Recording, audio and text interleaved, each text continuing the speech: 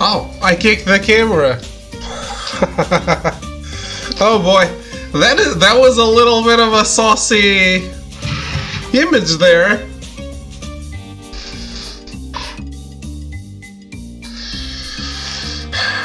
After this long looking at scantily clad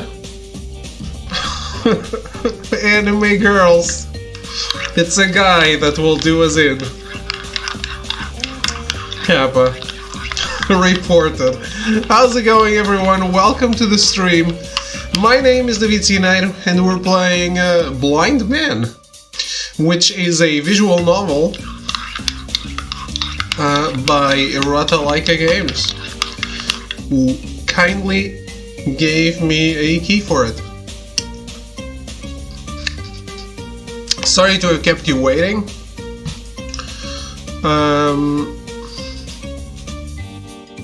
Forgot to have dinner.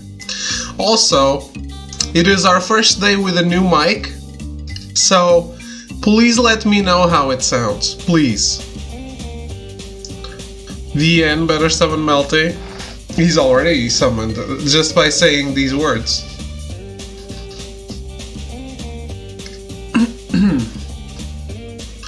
But yeah, please give me feedback on the mic. Tell me if the volume is good, if everything, basically. Tell me everything. The game is loud, I know.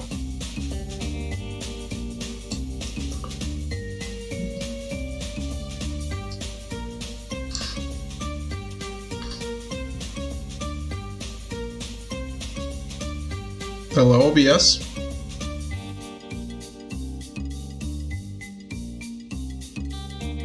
Alright.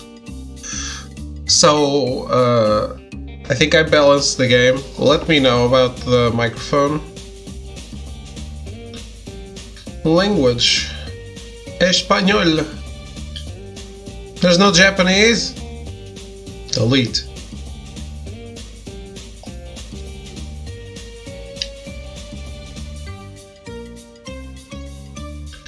Everything? Got a headache from eating too much Chinese food? Everything about the microphone.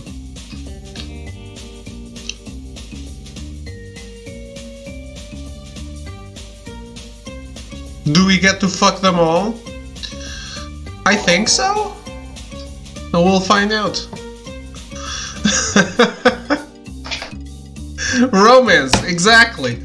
Speaking of romance, the man, the myth, the legend, the Lord of Romance, because he's spreading his not seed, spreading his romantic influence, let's call it, all over town. The Nobrook, thank you so much for the raid. How's it going? How are you? How is everyone since I was there and fell asleep immediately? Not immediately, but almost.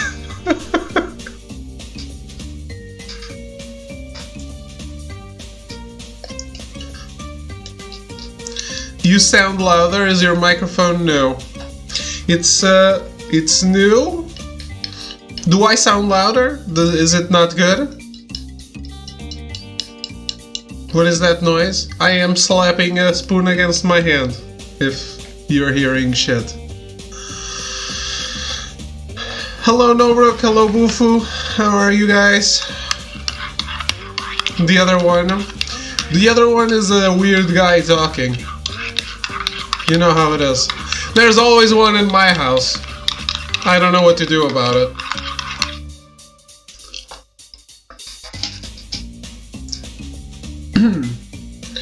Hello Dragon's Guardian, how are you? I am good. I just woke up. So I had a little extra intro so I could get some food. Let's start riding out, little man. Wow. Out riding out?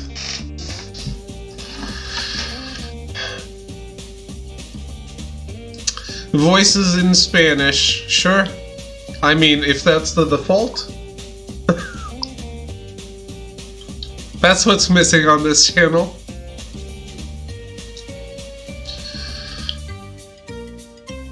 So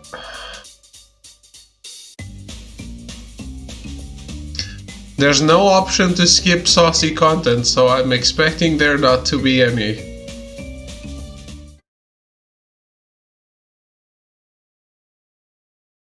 That's not the voice.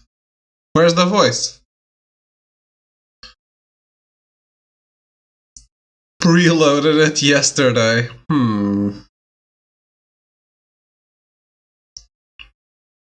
See, it's melty, so I'm always like, is that true? Also, this is a VN, so probably my face should go on the other side.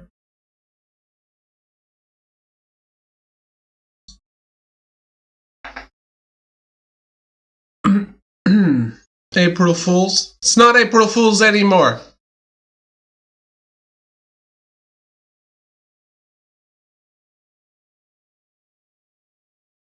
It's not April Fools here. Not for us. The channel's rules are that you follow the time zone of the streamer.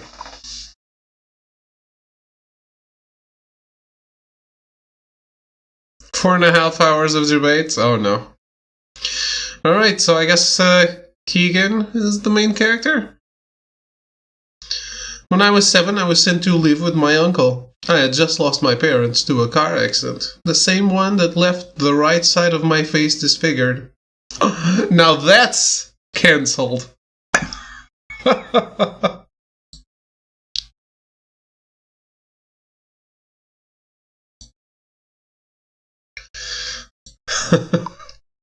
Keegan and Jordan Peele.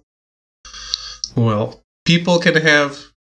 more than one people can have the same name. He did his best to make me feel welcome, but it wasn't enough. Bullied by my peers and ignored by people that were supposed to help me, I didn't fit in anywhere, and I spent most of my childhood thinking that it was somehow all my fault. One day after I came home crying, my uncle pulled me aside and said to me, "People are fools, Keegan. Blinded by their own stupidity, they seek to destroy what they don't understand.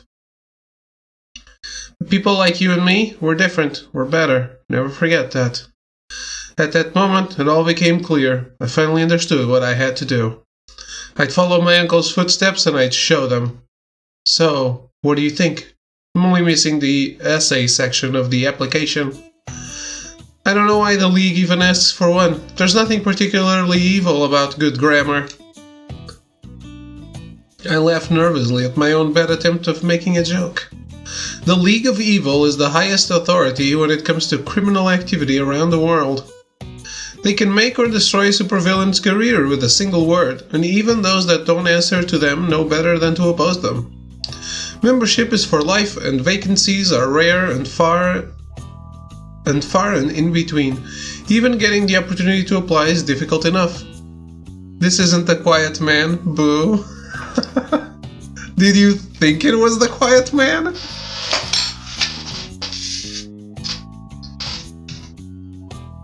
Bad guy has an eye patch cliché. Also the main character in this one, though.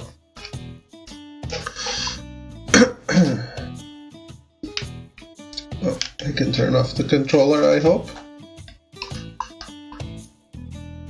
I'm perfectly confident in my ability to deliver a flawless application, of course, but one can never be too sure. Which is exactly how I ended up asking one of my uncle's henchmen for his opinion on my application.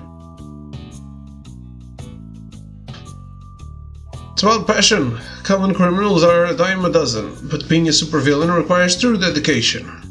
Did I not put the voices on?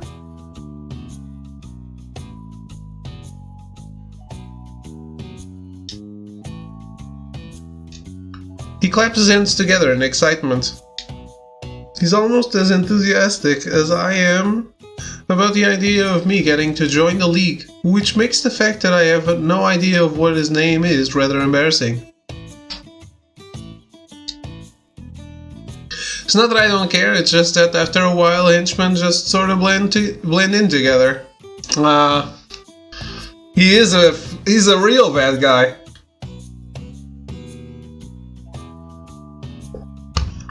But he's just looking to fuck. I mean, fuck the world. League of Evil is just another name for League of Legends, right? Yes. That's exactly right. So yeah, Metal. Does the microphone sound more or less like the other one on stream?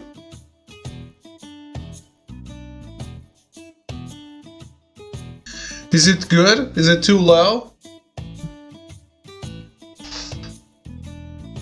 Now that you've heard it for a bit?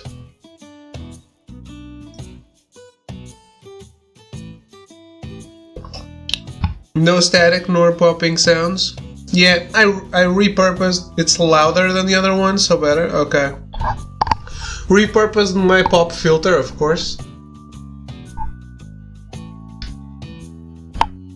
I kept the other one, just in case this one breaks worse than that one, and I'm left with no microphone at all.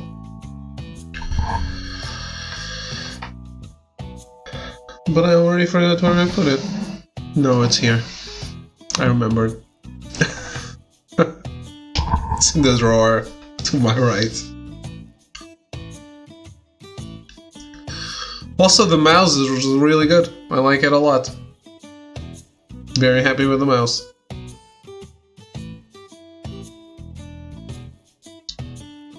During training, we were shown the video of the boss's speech at the Allied Nations. It was wonderful. Half the room was in tears by the end of it.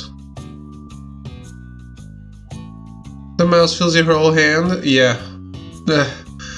The other mouse, it really was just a placeholder until I bought a new one. But I guess I dilly-dallied a bit in buying a new one. What DPI am I using? I don't know. I just press the button and leave as it feels good. Like I pressed the buttons, I kept changing it. Color? I think the color keeps changing. The color keeps changing.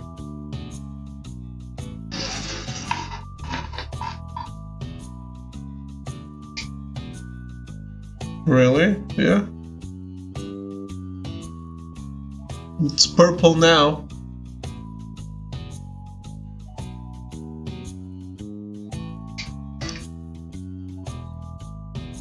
They're just playing on PC.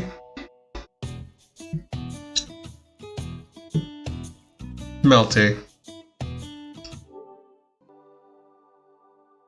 Melty, please. We can talk about a mouse without me being playing on PC.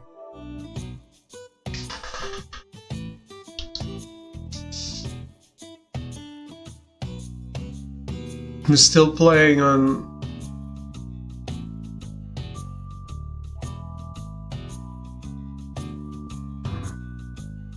Yeah, Echo. A lot of stuff.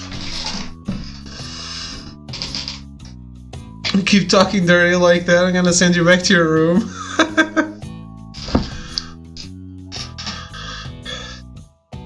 Yeah, like, I can show you guys. I only showed Metal.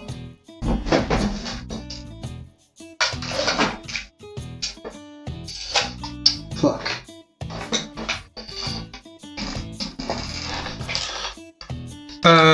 This was the mouse I was using. Look at it. Look at the mouse. Look at my hand. This is a mouse I was using before.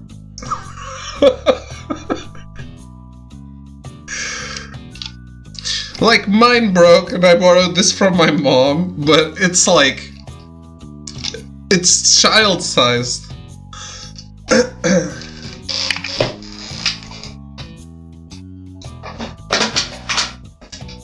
Shit, now it doesn't fit in here.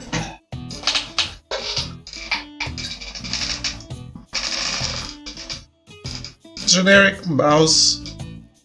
Yeah, it's a laptop mouse.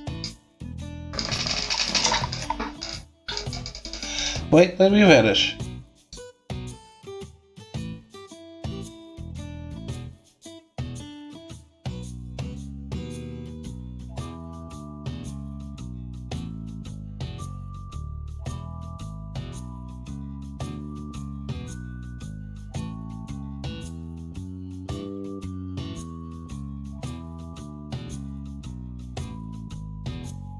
But yeah, this was probably for my mom's laptop.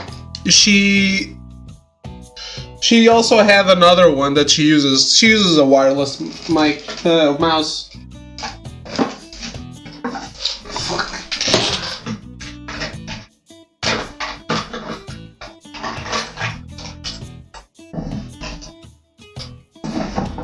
How did I put this in the drawer and now it doesn't fit?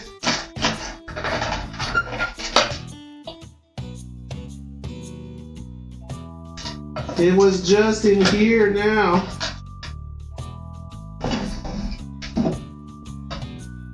Put it all in, guys. Done.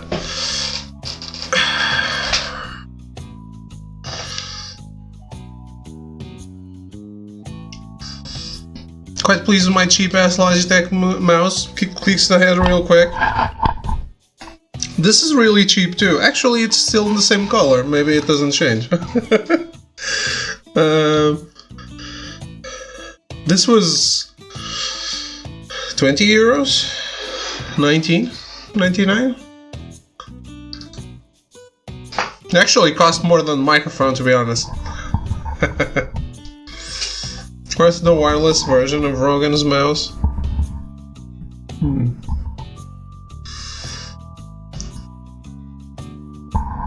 I always go for the high-end products, guys. Nothing but the best for this channel. I think Vorten had that microphone price wrong. I don't know. Good thing you found that out. Why do you say that? Did they change the price since I bought it?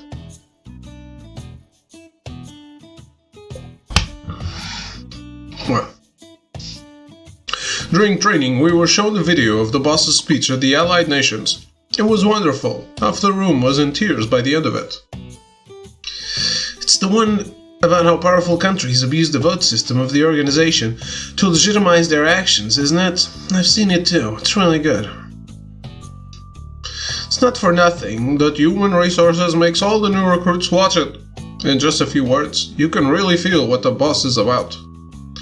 What makes him different from all the other supervillains out there?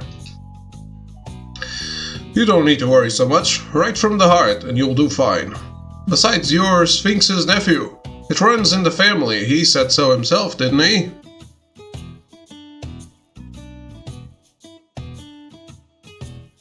Haven't checked, but everywhere they sell it like 30 bucks.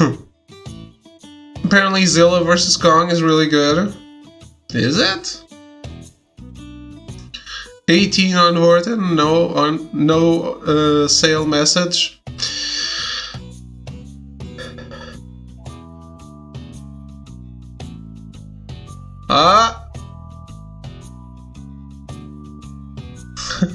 Okay, they raised it.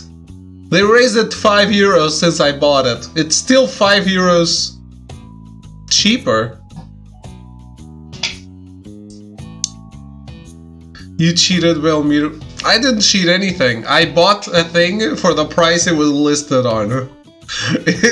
Whatever happened, all I did was buy a thing.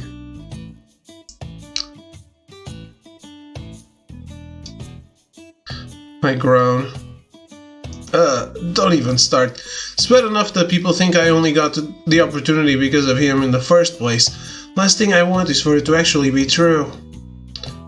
Getting into the league by my own merits is the only way I'll ever be taken seriously as a villain. By them, and by everyone else. Not to mention he has this weird idea about how spending all my time down here is not good for me. It's not something recent either.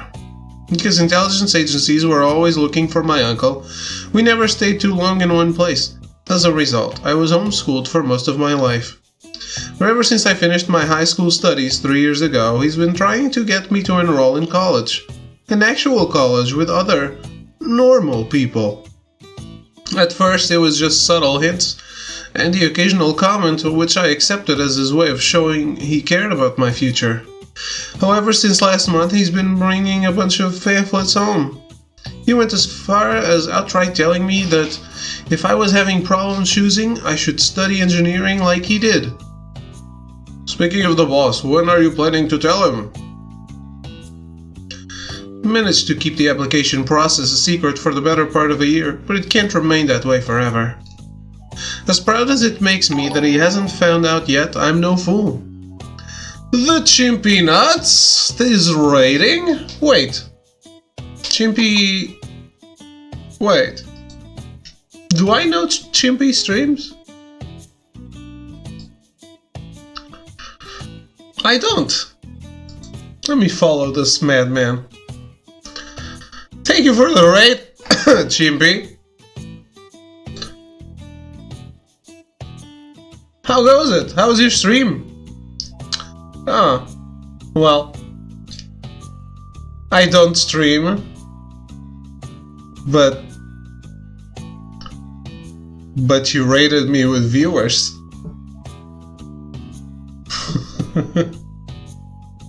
But I was just about to bully you, so I guess that works out.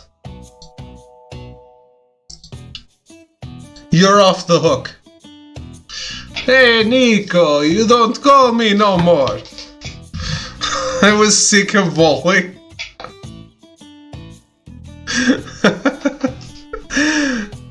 Although, Chimpy, if you were a streamer, you would turn on the VODs. Just saying.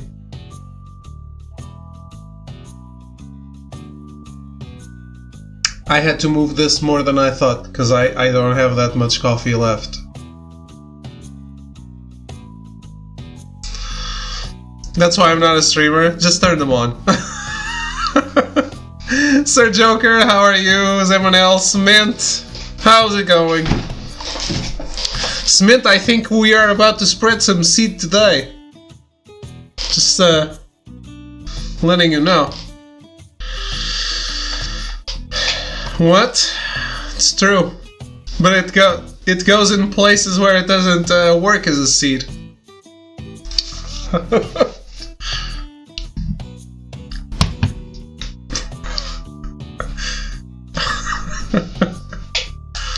I'm good. What about you, David? I am good too. Your sock? Yes, exactly.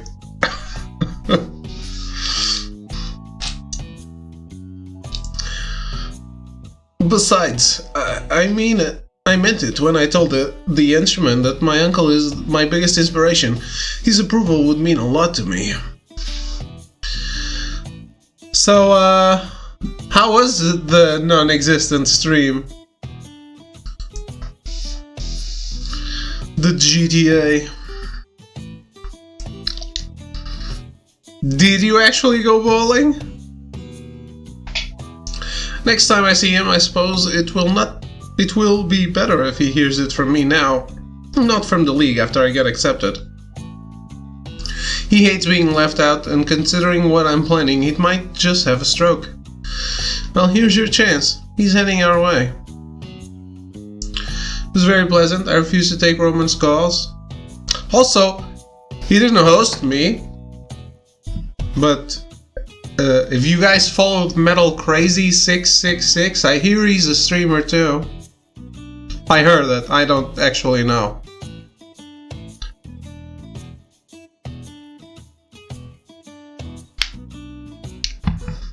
It's just some things I hear in the interwebs.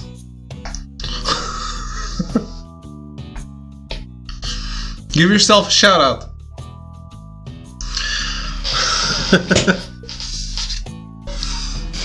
Deep web. Or deep web. Weeb. Both.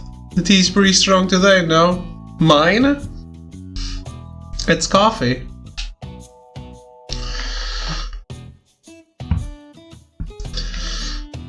Give yourself a shout out!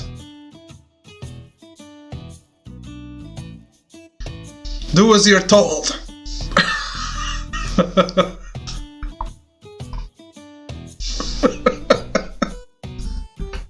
First warning. No self-advertising. You can't give yourself a shout out? What? I did not know this. Worth it. I don't think... How has Arrogance never done this?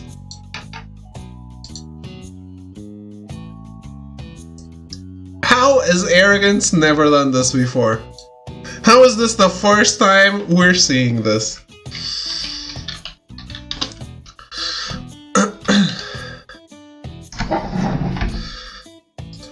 Because I'm not, like, it's not April Fool's. Pure disrespect. Yes, from Moobot.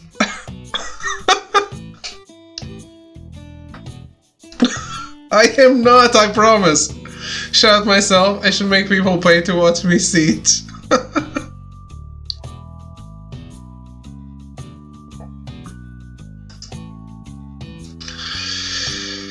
Well, you owe me $5. What? Did you watch you play Siege, Cement?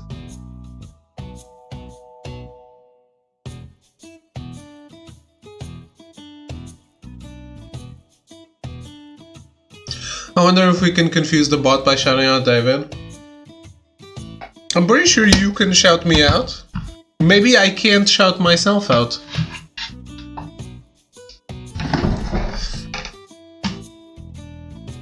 I thought it was the other way around.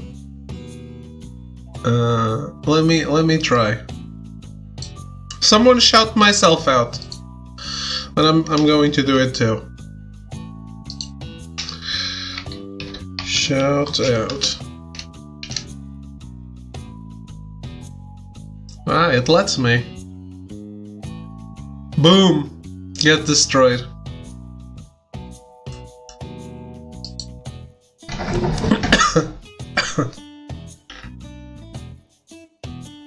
Clearly Moobot likes me more. Damn rude. I've never seen that before. Never ever seen that before. Shutting everyone out. I like this little shout out circle jerk. I was only shouting out Metal Crazy. These guys took it too far. Obviously. As they always do.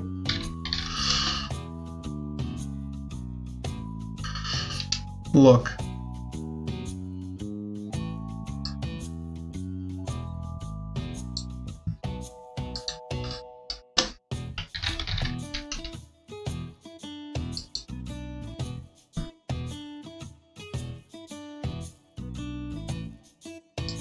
Yay, me again.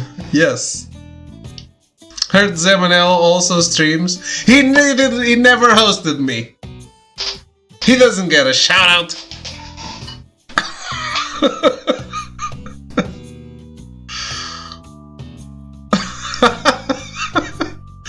Good.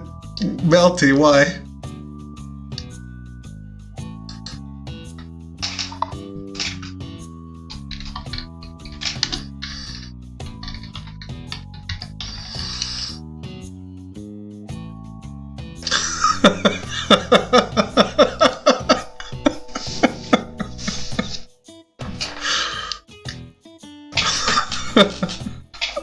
I don't know who that is, by the way, just letting you know.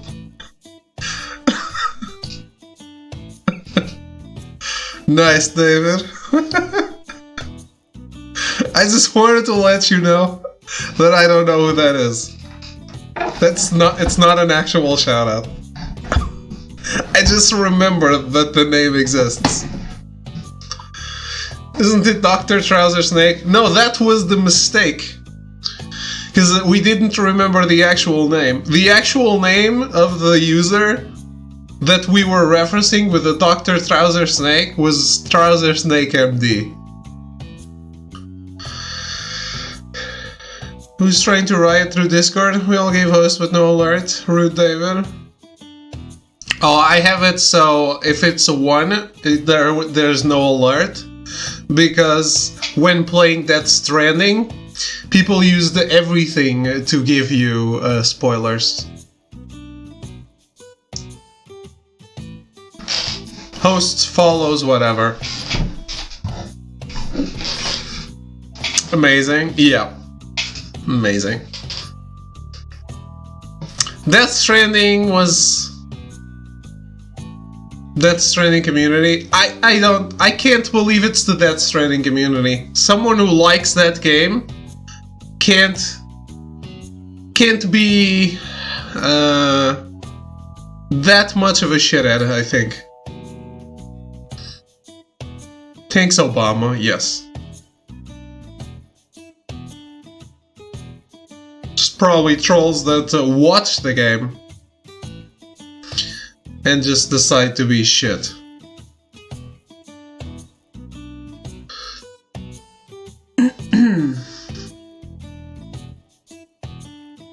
I like to imagine that the people who do that kind of shit are just shooter bros that want other people to not play games that are not for shooter bros.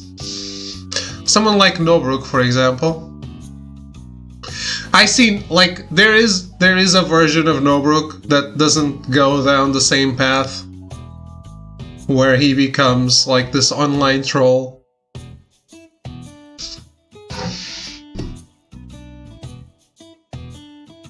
Another timeline Nobrook.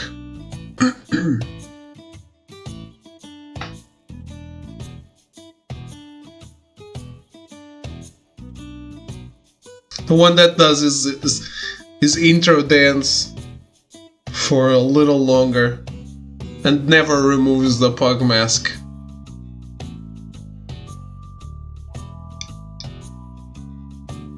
He's more likely a pug. There's another timeline Nobrook that never removes the pug mask. To quote a great man. Huh? Ah, yes.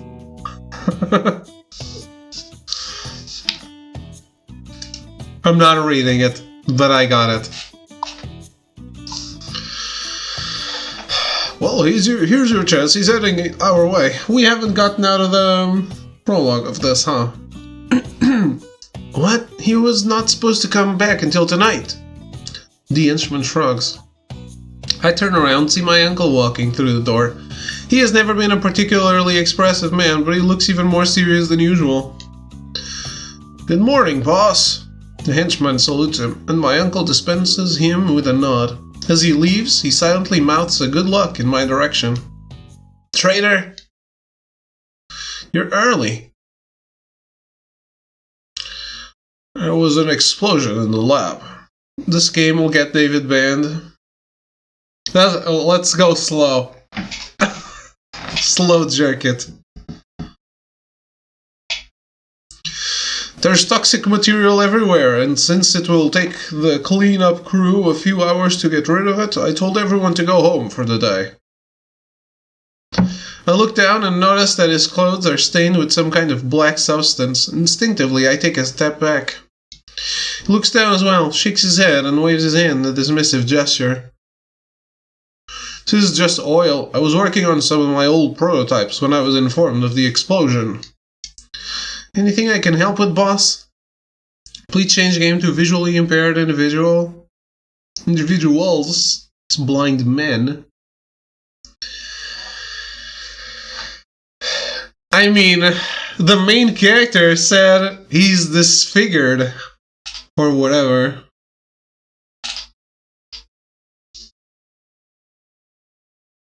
Clearly this is an ableist game. Clearly. Also, I saw Dragon Ball was cancelled in Spain due to gender issues. I really need to see this tomorrow, see if it's still true.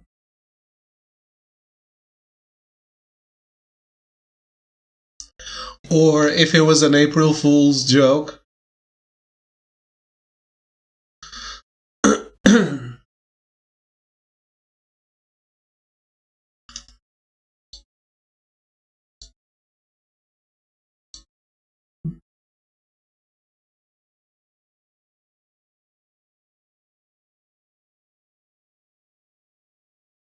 Oh, Cyberpunk 2077 patch 1.2 seemingly introduces a host of new bugs.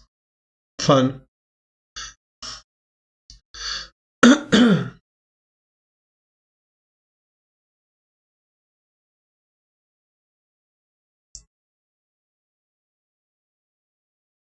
The city's in a permanent sandstorm. Fun.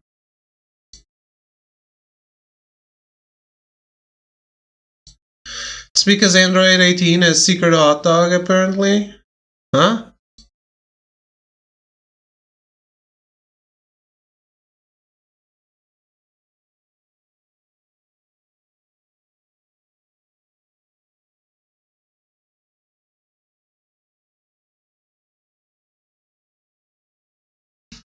Oof. This game is going to take a long time to fix.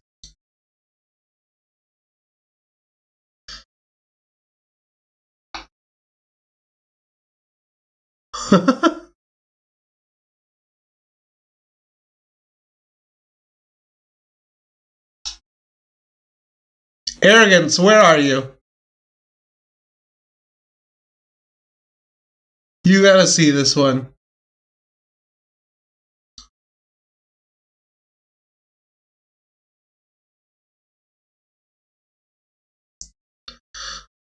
Did you get Disco Elysium yet? No.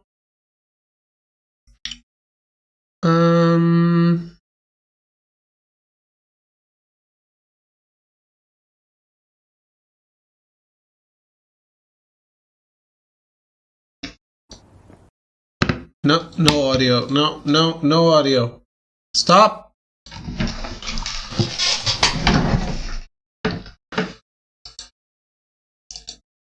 Arrogance, where are you?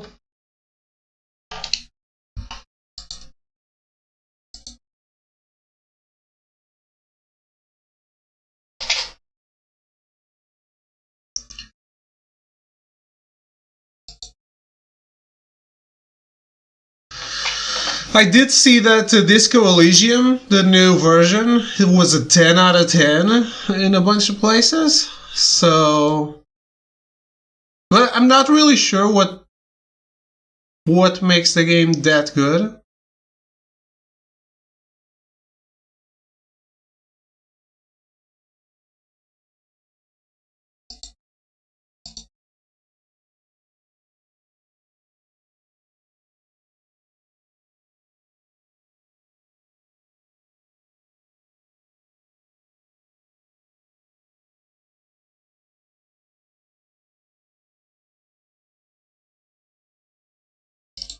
Right.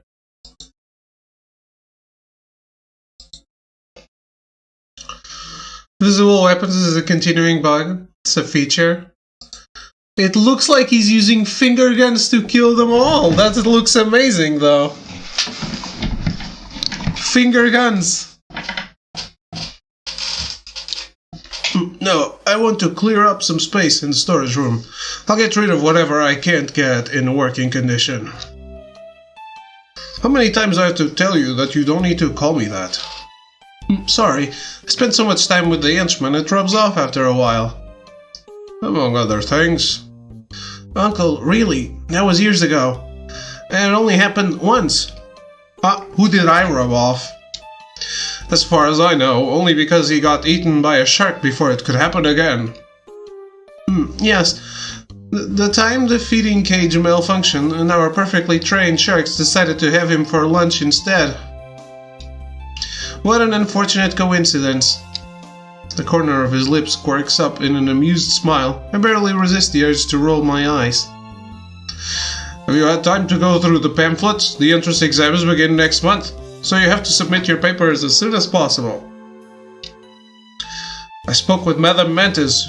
She said that if you're interested in moving to America, she'd be happy to help with anything you need. Ever since she retired, she has amassed quite a bit of contacts in the Board of Education. In fact, if you get everything else ready before next Friday, she'll personally write you a recommendation letter. I've met her a couple of times. She was a proper villain, the kind of woman that never does things out of kindness of her heart. Hey Dave, confirmed, last chapter Attack on Titan manga will release on May issue of Bisatsu magazine. Okay. Maybe it's time I read the rest? Or watch it, I don't know. To be honest, I think one of the things that turned me off that I can talk about is, like, because the manga is monthly instead of weekly, often when I got to the next chapter, there was a period of long exposition, and like it went on for a few months, and I got very lost at some point. Like, I always had to go back and read the previous chapter again.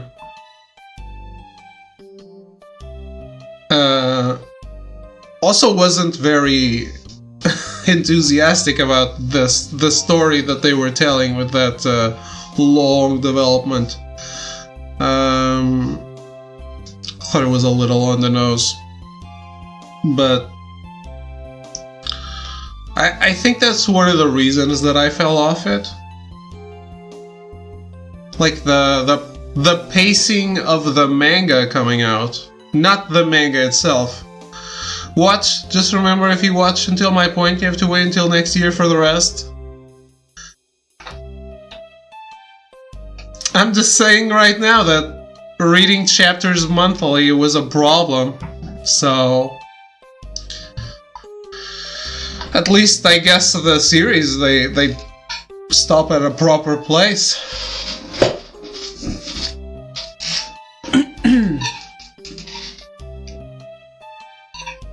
I hope.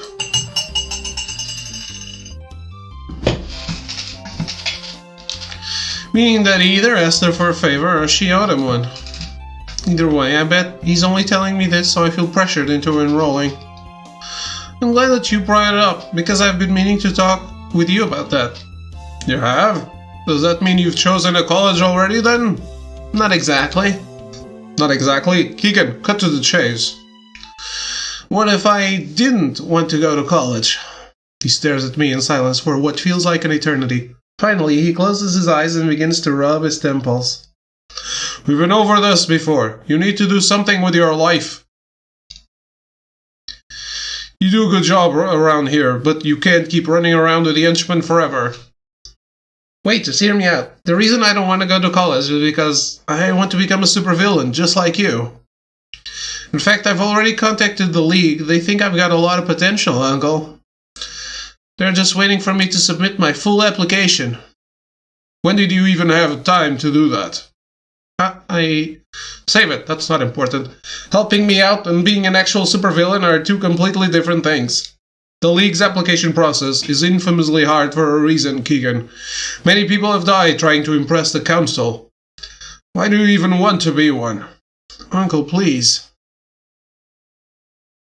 What? I've gone through the curriculum of every major college in the world, several times actually. They got nothing to teach me. I could go straight to a doctorate for about every field I'm interested in. Why should I waste my time with frivolities when I could be doing something that actually matters?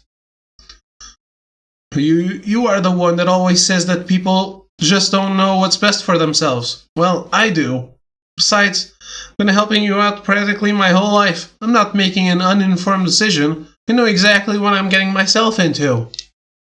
Are you sure about this? Never been more sure about anything. If you decided how are you going to call yourself? Do you have a base of operations? What about a plan? How are you going to pay for everything? Do you remember the weapons dealer that sold you the parts you were missing for the Death Ray? Turns out that he also handles mercenary contracts. He comes highly recommended in that regard. He said that he would lend me one of his bases and some people if I went over a couple of blueprints his scientists are working on. I know it's not ideal, but it would only be for a day or two. After I'm accepted in the League, I'll have enough resources to get my own. He crosses his arms and there's another moment of silence. How about Dr. Evil? How about,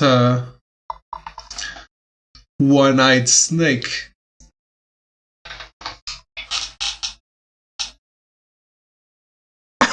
I'm here all day, guys.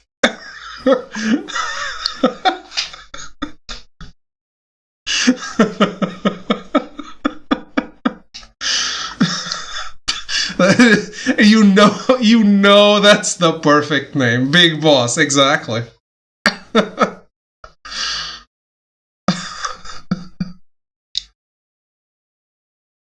I did not just hear that.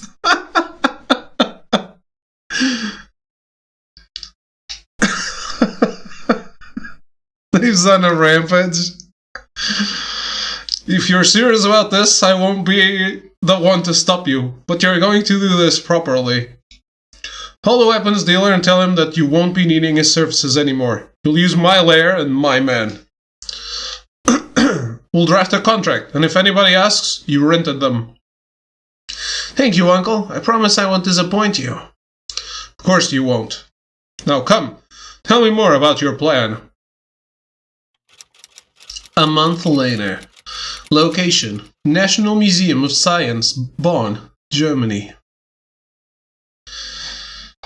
I pretend to adjust the strand of hair behind my ear, pressing the button in my earpiece to increase the volume. My god, it's another strand type game. Boss, I'm in the control room. I've taken care of the security recordings. The police won't find anything of use in any of them. The men are all in their posts and ready to go too. They'll be waiting for your signal. As a criminal mastermind, he really blends in with the eye patch. Stay here for a little longer to keep an eye on things. Please let me know if you understood. I nod. Alright, see you in the auditorium, boss. As an aspiring supervillain, particularly one hoping to join the League, there are two things to be taken into account when it comes to carrying out plans. Eye patches are so in right now. I actually own an eye patch. I got it for photo shoots.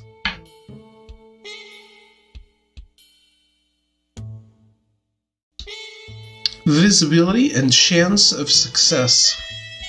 Just like there's no point in doing something so uninspired that it barely makes it to the local news, there's no point in getting arrested on national television. Finding balance is key, and that's exactly why I've chosen Bonn's National Museum of Science as my target. It's a beautiful place, and just like its research center hosts many important scientists, its vault is home to a lot of rare and expensive equipment.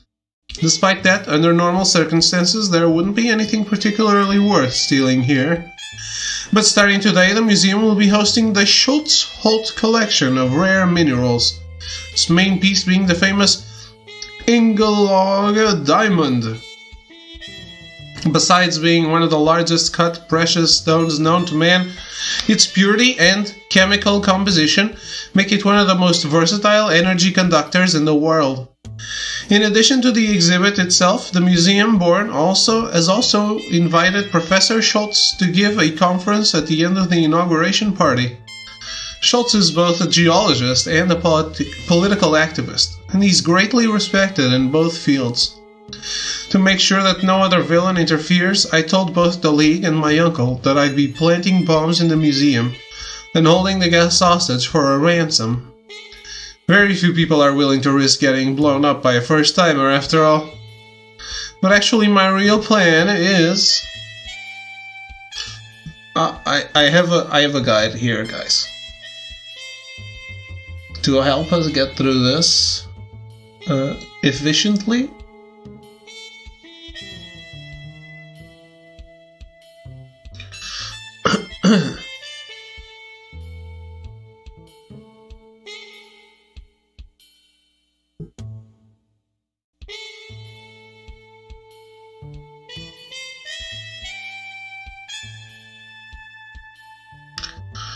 It's to steal the diamond.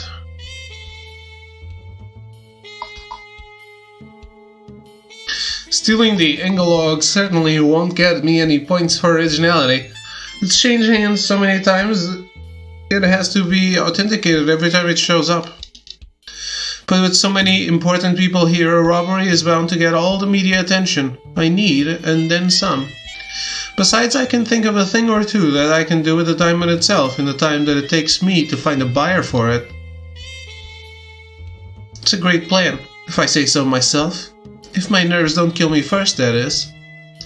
Until Schultz's conference begins, there isn't much for me to do except wait. What can he do with a diamond?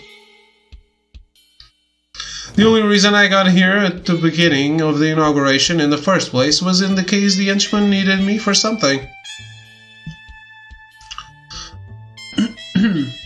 Unfortunately, that also means that I've had plenty of time to go over the plan in my head, including all the little details that could go wrong. I'm about to buy a mystery bundle. So I'm getting unwanted keys. Hey, I still appreciate it. There may be duplicate keys. Yes, I understood. I understood. It's free? You're about to buy a mystery bundle, it's free?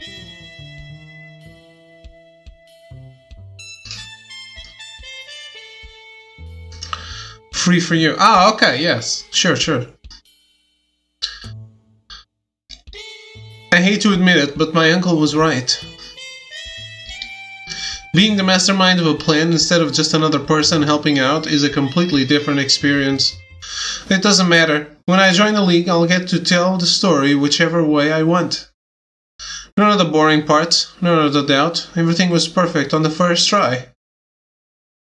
In the end, I decide to go grab a drink at the bar while I wait. The bar is actually more of a counter in one of the corners of the lobby than its own separate place. It's meant for people who want to get something to drink without having to find a place at one of the tables or wait for the server to take their order. As I approach, the first thing I see is a man surrounded by a small group of people, most of them women.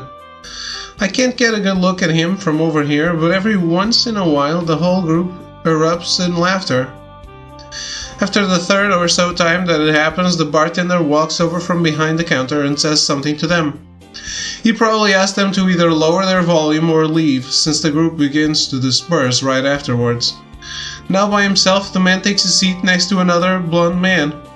He leans back on the chair and begins swinging it back and forth.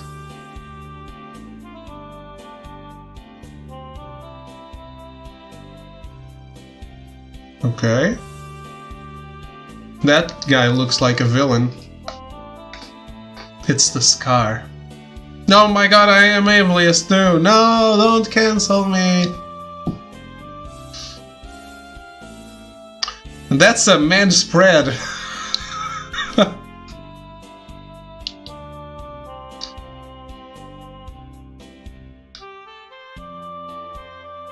No wonder he was surrounded by women. He's pretty handsome, and the man next to him isn't too bad himself either.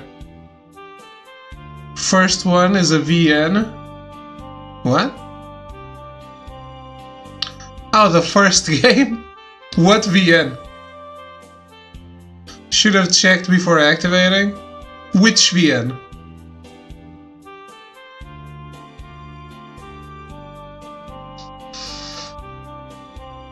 X-Blaze code. That's actually really good. I think. Code Embryo, yes. Move on.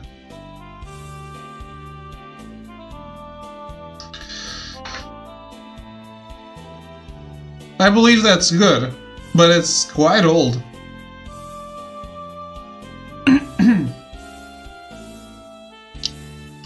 Definitely a much better view than what I had at the lobby. The moment passes and the man in the tuxedo says something. They exchange a few words, but the expression on the blonde man's face is so unfriendly that they don't really go beyond that. If looks could kill. In any case, I don't have much time to think about it. At that exact moment, the first man turns around and our eyes meet. I look away to see if he'll do the same, but he doesn't. Instead, I can feel him staring at me until I give up and look back. Soccer kid? What is that? He makes a gesture at the bartender to order another of whatever he is having. Now with the additional glass in hand, he approaches, stopping right next to me and leaning against the counter. Hunter. Having fun? From his body language and his accent, I'd say he's American. I wave my hand in a dismissing manner. Not really. Watching the governor try to explain the merits of mineralogy has been the highlight of my evening so far. These things are usually more lively. Well, as lively as events of these sort can get. Last time there was this professor from Columbia. What was his name? Anyway, he's convinced that Schultz's methodology is faulty, so he always ends up causing a ruckus whenever they meet. Planet Alpha has good reviews. Yes?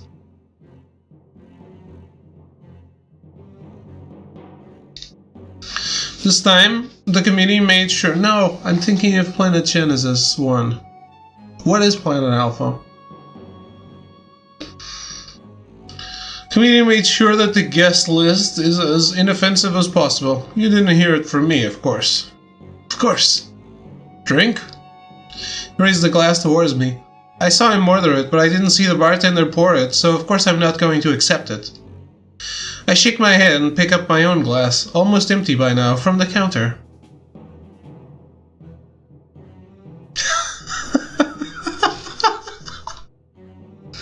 Wait. How do I purge? The key is not valid. It's not valid? Oh, okay.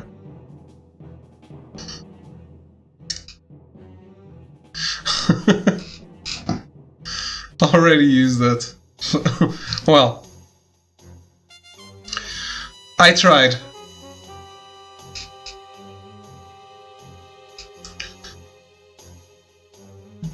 Oh, I do know this. Yes, this is actually on my wish list.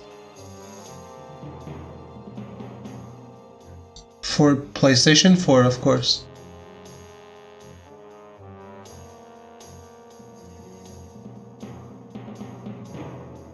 It's by Team 17. Makers of Narita Boy.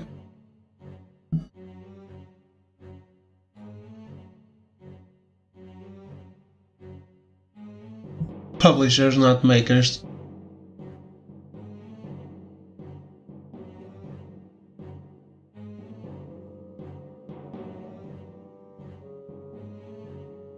Rest in Force Boy.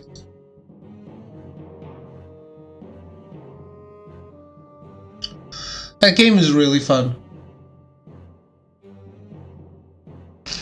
I was playing it today for a good while. I mean, I did as much as the entire first stream of it, so it was a good while.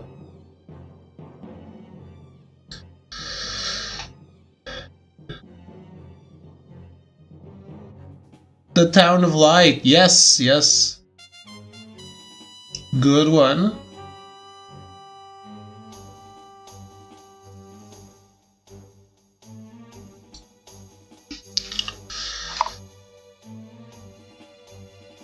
Get the keys that I don't own. I mean, you bought it, you keep it. No, thank you, I already had one. He shrugs and takes a sip. It's quite good, isn't it? German alcohol is one of the two reasons I'm glad that the Soviets only got to keep half of the country. And the other one is Germans. By now it's become clear that he's flirting with me. Whether he's actually doing a good job is a different point altogether. Am I German? I decide to flirt back. Another Team 17 Alien Breed 3. Really? I am, Cyan. How are you?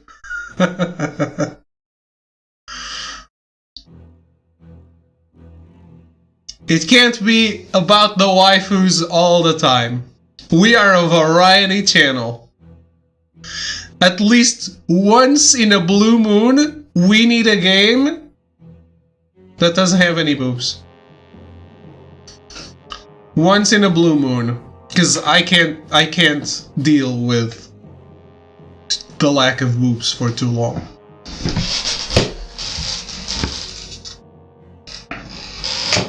Husbando stream, yes. Allow me to disagree. Just looking for that variety, man. Black guards. Who wants this? That's not very good, is it?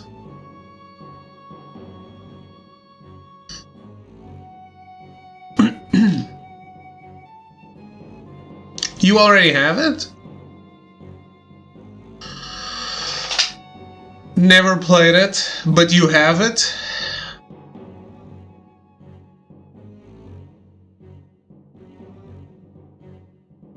I think I passed on it on my wish list when I was checking it out. I remember checking it out. Well, two can play the same game. Let's see him put his money where his mouth is. You doing good, Cyan? Of course, one of those things is much more fun than the other.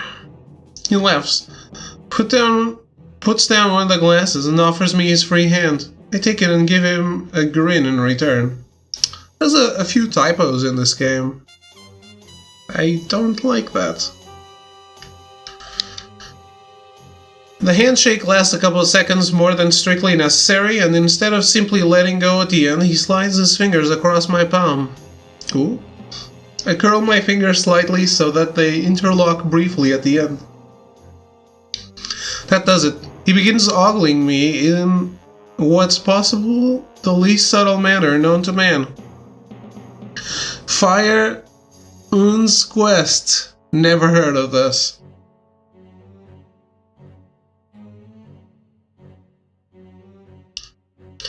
Johns, it's a pleasure to meet you. I asked you if you got Elysium and I forgot if you answered or not. Sorry if you did. I did answer, I don't have it. I saw that it has amazing reviews, so I am curious about it. I'm not sure what makes it so good, but I realized that it's not something I should sleep on. The pleasure is all mine. Don't take this the wrong way, but you look kinda young for an academic. The writing? Oh, okay. Still an undergrad. I'm hoping for a chance to discuss my thesis with Schultz before I submit it. It's funny as all. So, it's a funny game, it's not a drama.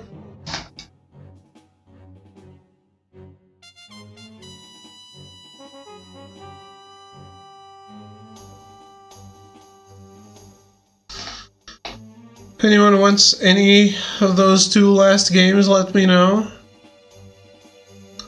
Let me take a look at this. What the fuck?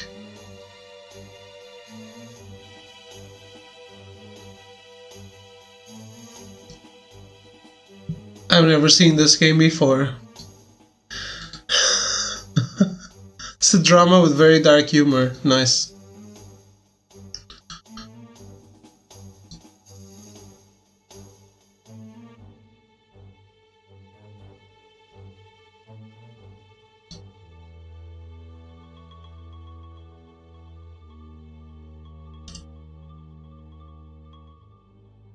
Hey, if no one else takes it, Because I may not play it. So give priority to someone else. I'll take the adventure game. The Fire Owns Quest. Because it's not on PlayStation. And that's the only reason. But only if no one else wants it. Anyone else wants it, give it to them. They'll probably play it before me. Even if I ever played it. Because it's on PC. Asking Schultz for his opinion about an undergrad thesis, that's quite a high bar you've set for yourself. Trust me, you don't even know half of it. So what is it about? Simple terms, I'm researching ways to improve the accuracy of the tools used to locate and harvest petroleum deposits. It would make extraction quicker, cheaper, and more environmentally friendly. Right now, it's all theory, but I'm pretty sure that my calculations will lead to it being applicable. That's quite impressive. All the better for me. I like them smart. With a grin, he puts a hand on my shoulder and leans closer to me until his face is practically touching mine. His breath feels hot against my ear, and mixed with the faint smell of alcohol coming from him, it's enough to send a shiver down my spine. He likes the alcohol breath? I don't understand, man. I really don't. Final Cut version of the game comes from an update that adds full voice acting to all lines of dialogue. The only thing the game was missing. That's great. I have it on my wish list for PS5 if I ever get a PS5, if it ever becomes available in the world.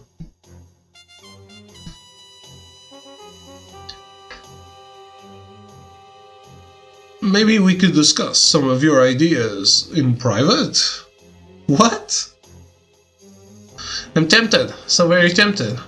But if I miss Schultz, my thesis supervisor will have my head. I take a step back and he lets go of my arm. What a shame, but I understand. Next time then. Picks up the glass, shrugs down the rest of the drink and winks at me before turning around and walking away. As soon as he's out of my sight, I let out a sigh. What gall! If I had been anyone else, this could have ended uglily.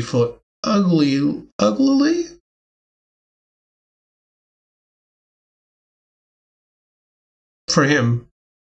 Is that a word? Uglily?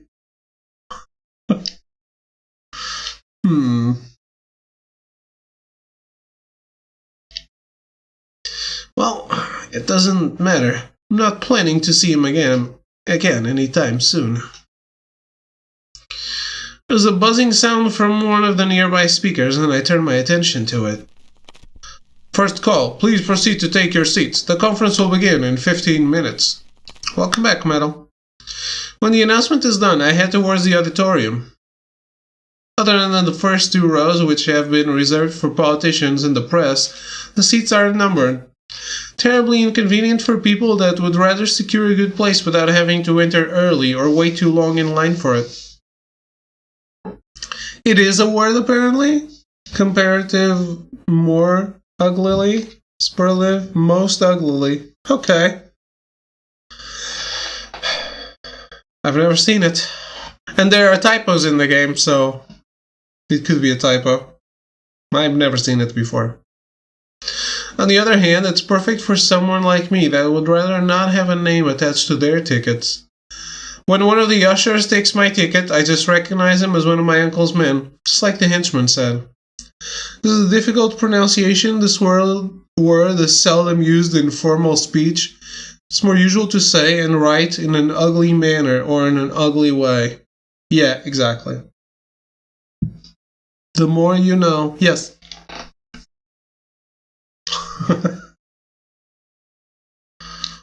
When one of the ushers takes my ticket, I just recognize him as one of my uncle's men, just like the henchman said. Wait, did I not just read that?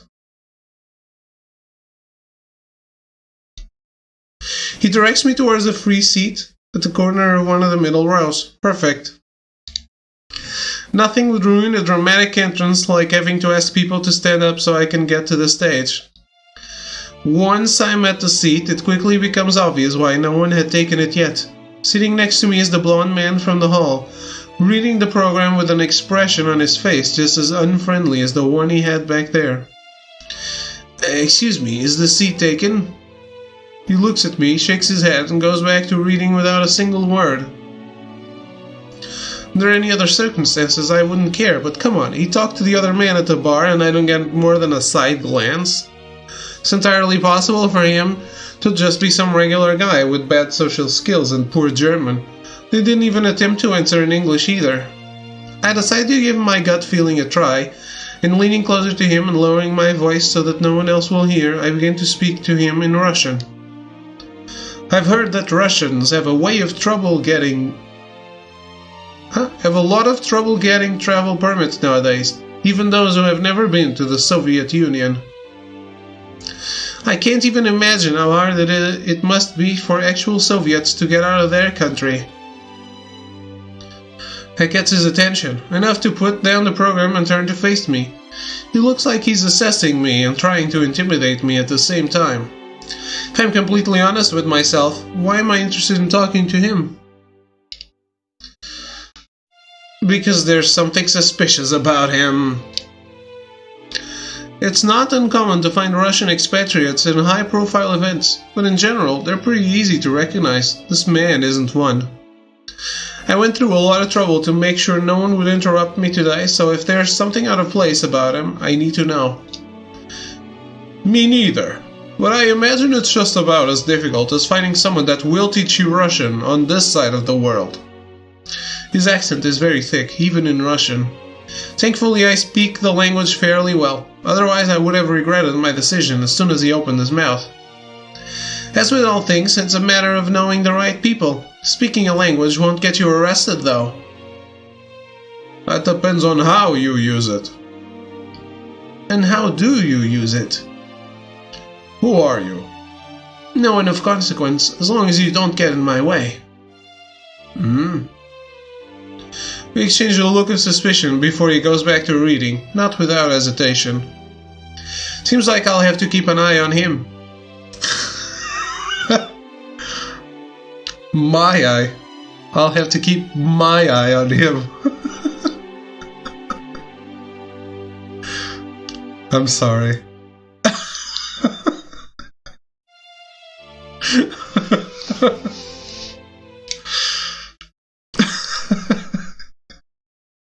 Third call, please remain in silence for the duration of the conference. Clearly Dave wants to be banned. Dark, it's dark humor.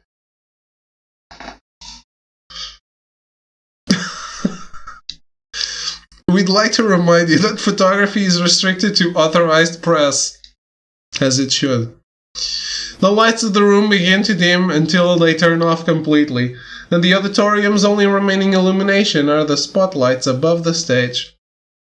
A man in a suit appears from the left of the stage, followed by Professor Schultz. He stops at the podium, and soon any hopes of conversation are drowned by the audience's applause. Applause? Please welcome Professor Hans Schultz, head of the Schultz-Holt Foundation. There's another round of applause, this time much louder. After a couple of seconds pass, Schultz holds his hand up and the whole room goes quiet. Slowly the floor next to him begins to open, and everyone watches in awe as the case in which the diamond is kept raises from it. I had seen pictures of it before, of course, but it doesn't compare to seeing it in person. As you all know, the Engel log is amongst the rarest gemstones in the world. Flawless both in its surface and its interior, it allows both heat and electricity to be conducted with minimal dispersion up to... I pressed a button on the side of my watch. I couldn't risk bringing too much equipment on my person, but I managed to fit both the communicator and the small laser into my watch. At my signal, the doors burst open and the henchmen appear, while the ones that had been posing as ushers hurry to lock the doors behind them. My uncle only ended up lending me about half a dozen of them. Since the people inside have no way to tell, they are more than enough. There are whispers of confusion at first, but the room goes completely quiet when Schultz slams his hand against the podium. What is the meaning of this? Security! Get these people out of here! I stand up, and I'm escorted to the stage by that one henchman whose name I should probably know by now. While we walk, he goes ahead and hands me the control of the bombs. It's mostly for show, since we only wired enough bombs to mess up some of the less important rooms slightly, while the rest are decoys set to release smoke. Of course, they don't know that. And there's been a slight change of plans, Professor. As I take the podium, I put down the control in front of me, and I signal the henchman to restrain Schultz. They both get off the stage and he leads the professor towards the side of the auditorium.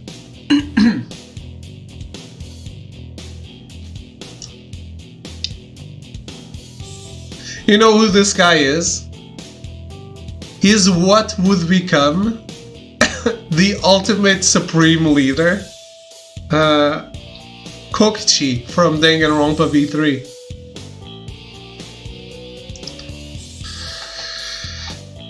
If he aged more.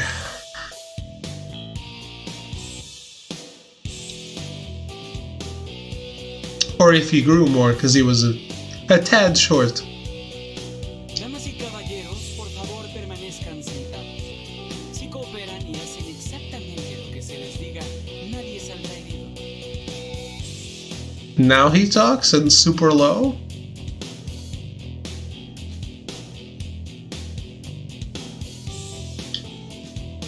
There's no voice thing? Well, Spanish. It's a game in English, spent in Germany. Voices in Spanish.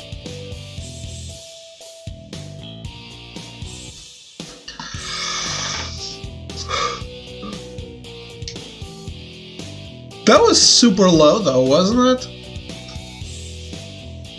Damas y caballeros.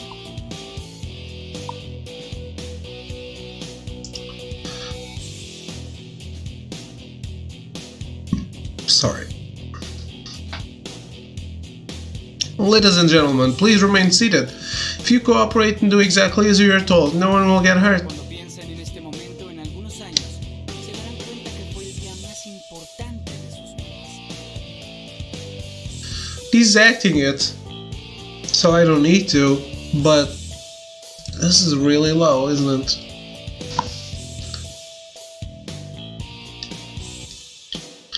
I wonder if it's the SFX.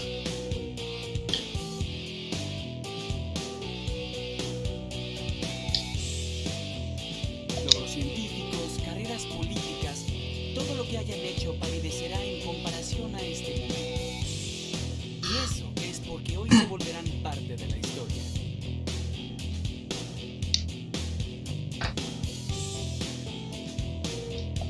Tendrán el honor de presenciar el nacimiento de uno de los mayores supervillanos conocidos por el hombre, Dr. Cíclope.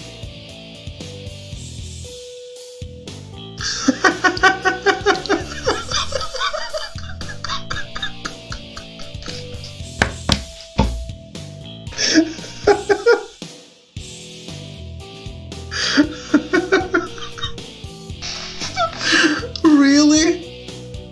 That's your supervillain name? Doctor banned by Twitter in 5 minutes? When did this game release?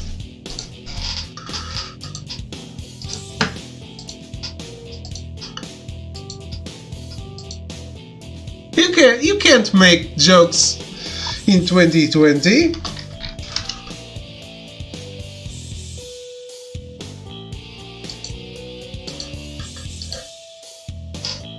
It's 2020.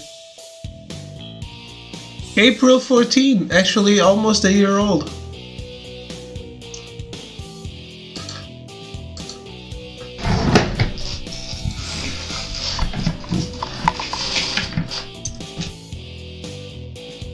Well,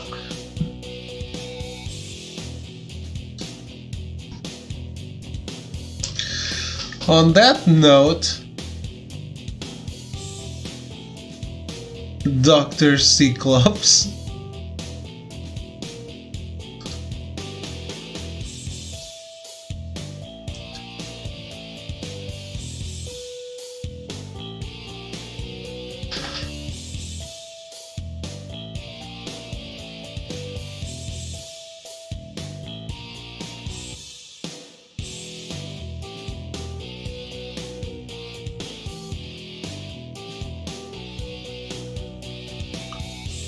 Also, such an odd name.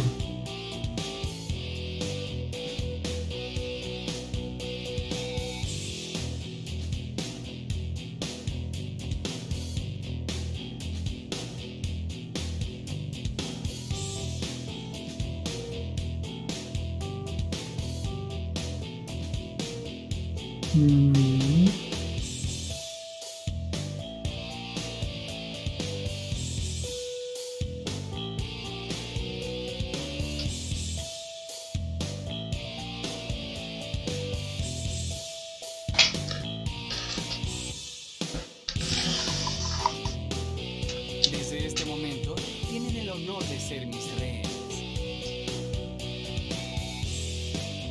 Con algo de suerte, el gobierno valorará sus vidas.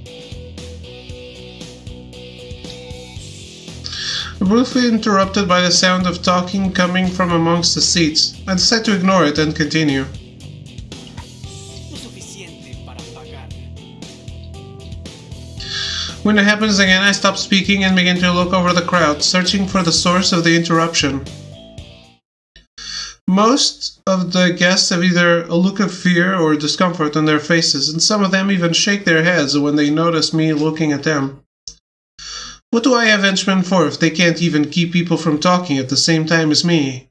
Finally, I notice that the henchman is out of place, standing at the end of a row rather than at his place next to Schultz. He seems to be arguing with someone. I step down from the stage to get a better look. I recognize the other person as the man from the lobby. What are you doing? Sit down. I'm going to the bathroom, unless you want me to get sick all over the floor. He stands up and gives a few steps forward. Actually, it's more of an awkward stumbling. He looks really drunk. Hey, I said you weren't going anywhere. The henchman grabs his arms and stop him. Suddenly, the man turns around and punches him square in the nose, knocking him out cold in the process. Stepping around the henchman's unconscious body, he puts a hand inside his jacket and takes out a gun. Oh man. This, it's going to be a love story between a supervillain and a CIA agent.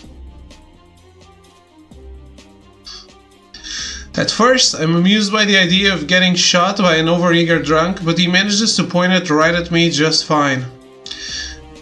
Agent Hunter, Global, you're all under arrest. Shit. People begin to turn to look at him, whispering to each other until the crowd's attention is divided between the two of us. Meanwhile, none of the henchmen move, unsure of what to do. The only security on site was supposed to be the museum guards, and some of the local police stationed outside. There was nothing to make us think that an agent of Global would be here, let alone armed. The henchmen could deal with him through sheer numbers alone, but I need them to keep control of the crowd. If everyone begins to panic, it's not going to be good for any of us. I decide to try and bluff, so I shrug and laugh it off. Nice try, but you wouldn't risk a shootout in a room full of civilians, or for me to blow this place sky high. Pick up the control and put my index finger on the big red button in the middle of it. See this? My men have put bombs all around the museum. One false move and I'll push it. With you still inside? No, I don't think so. As for your henchman, wow. Quality, the spell check? My aim is pretty good, and something tells me none of them want to be the one that gets their boss shot. Guess we'll have to see who's faster. Get him! The henchmen are getting ready to fire when I'm blinded by a flash of white light. Google Translate quality check. Hey, I'm just in the country next door, clearly, and I can work for a game company.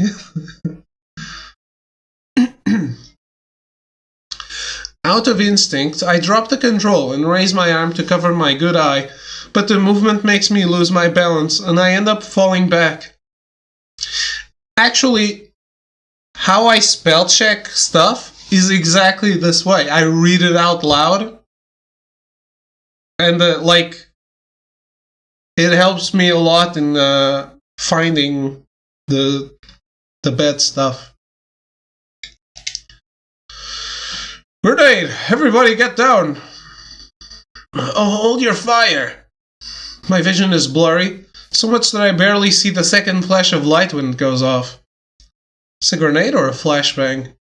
I hear the people begin to scream, but the noise sounds distant, as if I was in another room altogether. It's not much of a relief, but at least that means that they were flashing grenades rather than fragmentation ones. Okay. Takes a couple of seconds for my eyesight to come back completely, and a couple more for me to regain enough strength to be able to stand up. I look around. Half of the henchmen are on the floor, covering their ears in pain, and the other half still look too confused to do anything. Damn, there's a lot of mistakes. Upon realizing that no one is blocking their way anymore, the people in the seats begin to run towards the exits in panic, pushing each other and screaming. By the time the henchmen try to regain control of the situation, the whole room has descended into chaos. In front of me, Agent Hunter points his gun in my direction and begins to approach, or at least he's trying to. His hand is shaking so much that it's obvious that he's just as disoriented as I am. I frown. If it wasn't him, then who? He looks at me, then at the floor, and stops. I look down as well and realize why. It's the control. He hurls himself forward and grabs it. I take the opportunity to kick the gun out of his other hand, but he holds onto my leg and pulls me down with him. We both end up on the floor trying to wrestle the control out of each other's hands. You should do this but naked. While Hunter may be stronger right now, I am the one in better condition, so I manage to hold my own against him. We keep rolling around on the floor until I manage to flip him over and pin him down. And on a mud pool, exactly. Has someone ever told you that this is your best angle? Shut up and give it back! As we continue to struggle for the control. It's also the controller, right? I notice someone get on the stage out of the corner of my eye. I turn my head and see the blonde man from the lobby walk up to the diamond's case and lift it up. It's a brief distraction, but it's enough to give Hunter the upper hand he needs to push me off him. When I fall back, the control is sent flying into the air, and Hunter and me stare at it as it lands right on the detonator. Well, shit. Of course nothing happens. It's a decoy, isn't it? Hunter shakes his head in disbelief, wiping a bead of sweat from his brow with the back of his hand. Wiping. But instead of looking away, he seems rather amused by the whole situation. Having decided that his immediate business with me is done, he runs past me and into the stage to catch up with the other man. They begin fighting over the diamond right away, trying to keep the other from getting a proper hold on it. They're pretty evenly matched at first, but the longer the fight lasts, the more Hunter struggles to keep up. Whoever the Russian is, it's clear that he's not just a random guest or some opportunistic thief. It will be an easy mission, they said. No one cares about that old rock anymore, they said. Why does the KGB even want with it? What does the KGB even want with that? Alright. This is fun and all, but quality, spell check. It's spelled right, but it's the wrong word. Don't you communists dislike everything that may be worth more than a rubble? Be quiet. That diamond is the property of the Soviet government. I've come to take it back. Global and the KGB? I knew there was something odd about those two. I feel someone pull my arm, and I turn to see that the henchman has finally regained consciousness. His nose is bleeding from Hunter's punch, and he has a split lip. He's pretty lucky that he didn't get trampled by people on their way out. Boss, we should leave. By now the room is almost empty, and the only ones left here besides the four of us are the rest of the henchmen. At least they have enough common sense to not try to pick up their guns again. With how bad they look, I wouldn't trust any of them with one. Really? They'd better be unarmed? I shake my head. Like hell we are. I'm not going back empty-handed. Get everyone out of here and meet me by the vehicle. I'll take care of this myself. He gives me a hesitant look. When he doesn't move, I snap my fingers to get him to hurry. What are you waiting for? Go! He still doesn't look too convinced, but he doesn't say anything. He nods and goes to pass on my instructions to the rest of the henchmen. I walk back to the stage where the Russian managed to open the case's lock, while also keeping Hunter away from it. There's no way I can take them out both on my own and get away with a diamond. But if I wait for one to deal with the other and I corner whoever gets it on his way to the exit, I may have a chance. They both reach out to grab the diamond at the same time, but instead they knock it over and it rolls all the way behind the curtain. The Russian pushes Hunter out of the way and goes after it, with Hunter following a second later. I lose them from sight for about a minute, my view obscured by the curtain. An entire minute and you don't look? Finally a hand pulls the curtain aside. It's Agent Hunter. I decide who wins.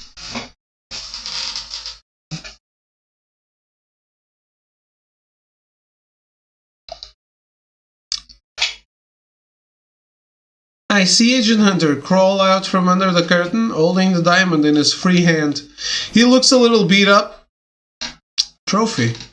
He's in a much better shape than I'd expect him to be after fighting the Russian, mainly because he's still in one piece. Hunter stands up and puts the diamond inside his jacket before running his fingers through his hair in an attempt to calm it back in place. He uses his watch as a makeshift mirror and, satisfied with the result, takes a moment to look back to make sure that the Russian isn't going to follow him. When a few seconds pass and there's no sight of him, Hunter begins walking toward the exit. I leave the room shortly after he does, trying to remain close enough to keep an eye on him, but still far enough that he won't notice. The lobby is just as empty as the auditorium was. Not even the guards are here anymore, and the police hasn't come in yet. With all the confusion, they're probably waiting for confirmation that there are no civilians left inside. Good luck with that. There's no way of looking into the museum past the lobby from the outside. Anyway, I'd better hurry before they change their mind. Besides the front entrance, there's only the other way to leave the building from the lobby area. The emergency exit at one of the sides. Since he didn't head toward the front entrance, that means Hunter must be intending to get out using the emergency exit. I turn at one of the hallways, hoping that I'm not wrong. I get to the exit and Hunter arrives a couple seconds after me, just enough time to put myself between him and the door. Bingo. He stops dead as soon as he sees me, his eyes widening with surprise. This is it, Agent. Hand over the diamond. You still here? Listen, it's been fun and everything, but I really have to go now. You're cute, and I don't want to have to beat you to go through you, or arrest you. Why don't you do us both a favor and get away before either the police or other agents arrive? No way. As far as I'm concerned, I don't care if I have to chase you all the way to your agency. I'm getting my diamond one way or another. He takes a step forward, shaking his head, but I don't move. Fine. Guess I'll have to teach you to be more accommodating when someone is trying to be nice to you. When you're sitting on a cell, remember that you were the one who insisted on this. Suddenly there's a crunching noise, loud enough to interrupt Hunter. We both stay completely still for a moment, trying to decide whether it's something that needs our attention more than each other. I hear the noise gain, but this time it doesn't stop right away. Instead, it keeps getting louder and closer, until it appears to be coming from right above us. The dusts begin to fall from the ceiling, and I cover my mouth with my sleeve. Hunter lets out a cough and does the same. We stare at each other, neither wanting to be the first to look away. Finally, I'm the one who gives in and looks at the ceiling. The noise is frankly too loud to ignore, and the closeness is worrying. I immediately realize the source of the sound. Cracks have begun to appear on the ceiling, small pieces of it falling off as the structure struggles to remain in one piece. At this rate, we only have a matter of minutes before it collapses completely. How? It would take more than a couple of flash grenades to damage the building to this extent? I try to think, but nothing comes to mind. It doesn't matter. That's not important right now. I have enough time to either get out of here or stop Hunter, but not both. Watch out! Before I can react, Hunter grabs me firmly by the hand and pulls me aside with such strength that I struggle to keep my balance. I'm about to protest when a steel beam falls from the ceiling, landing just where we were standing a couple of seconds ago. Both of us instinctively take a step away from it, and we exchange a surprised look. Though we aren't hurt by the fall, the beam ends up in a position that completely blocks the door, and with it, our way out. Let's go back while we still can. The dust continues to fall around us, turning so heavy that it obscures my vision more and more by the second. Still holding my hand, Hunter pulls me along him as he runs towards the auditorium, going so fast that I can barely keep up. He doesn't slow down, but when I feel like I'm about to fall behind, he tightens his grip so that I'm forced to quicken my own pace as much as I can. We barely manage to make it inside, dodging the debris in our way, before the building becomes too dark to move around. Fortunately for us, the auditorium has a much better ventilation system, or rather, its ventilation system is actually still working. The lights flicker on and off every other second, but they are mostly functional too. It's enough for us to be able to make our way further into the auditorium, and the first thing I notice is the state of the stage. The concrete wall behind the curtain is missing its whole middle part, with exposed wires and metal pieces lying on the floor. It looks like a bomb went off right behind it, which would explain both the noise we heard and what happened to the rest of the building.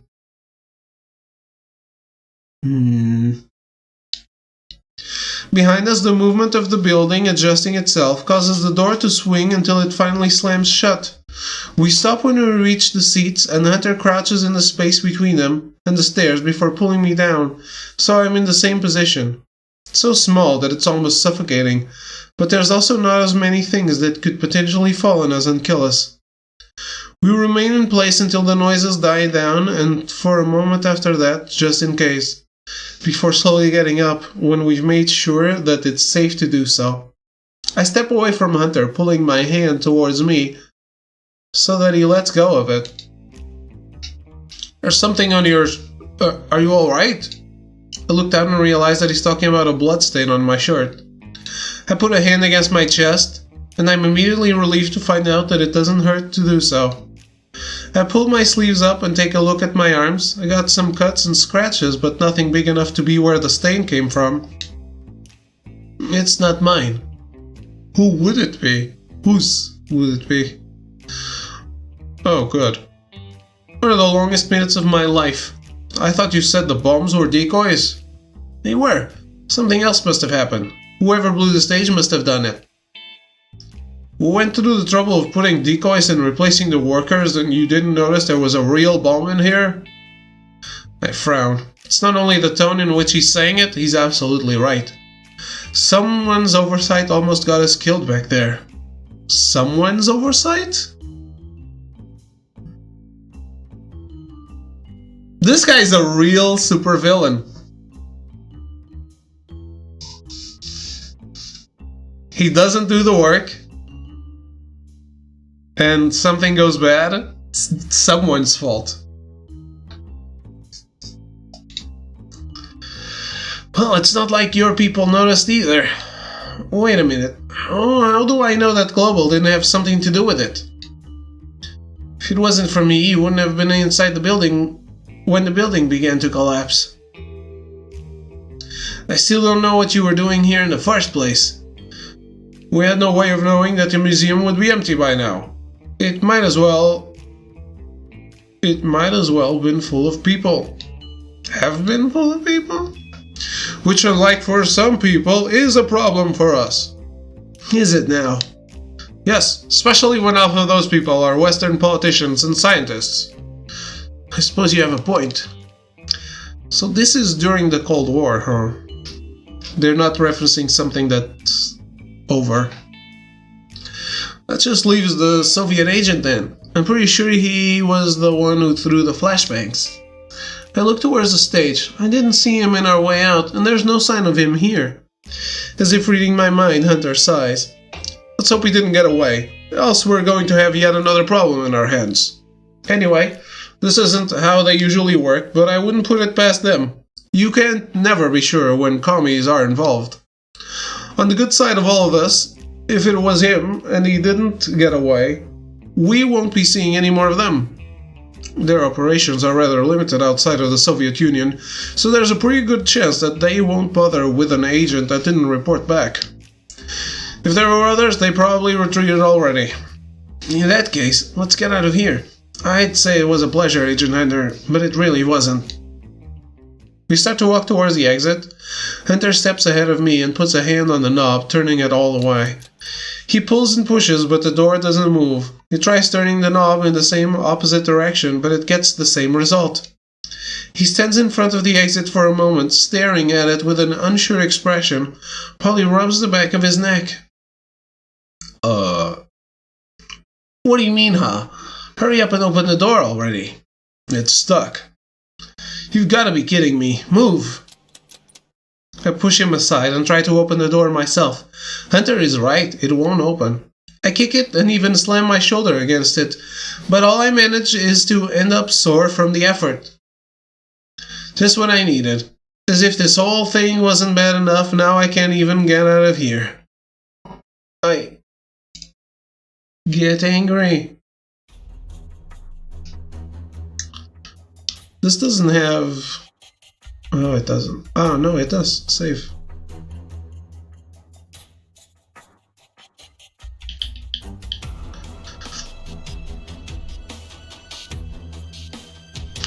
I don't think my walkthrough tells me to save or load or whatever. Oh, it actually does. Just one single time.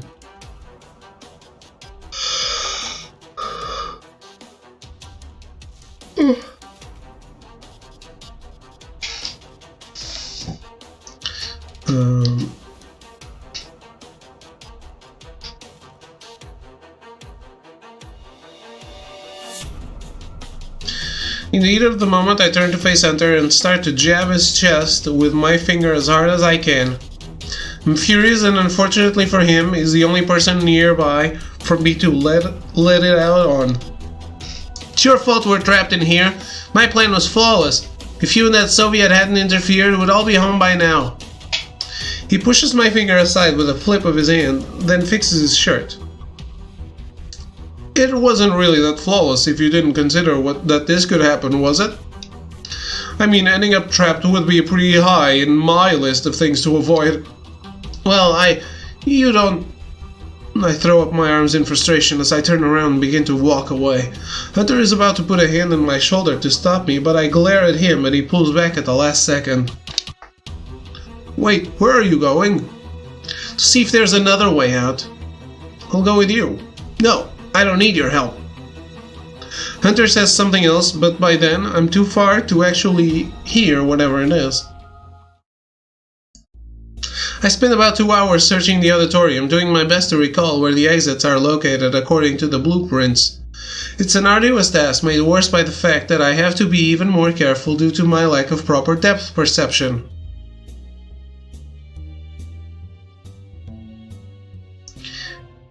I mean, isn't he used to this by now?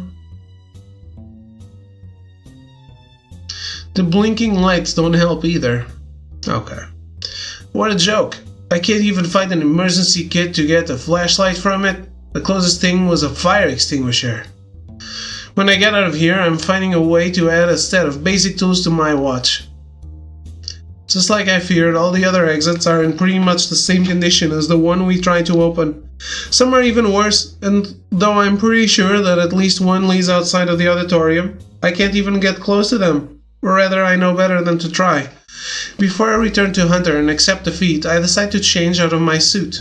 This morning, I hadn't been too sure about wearing my uniform underneath, but now I couldn't be more glad I did. It would be disgusting if all I had to wear... If I had to wear a blood-stained shirt all night, and I'm definitely not changed in front of Hunter.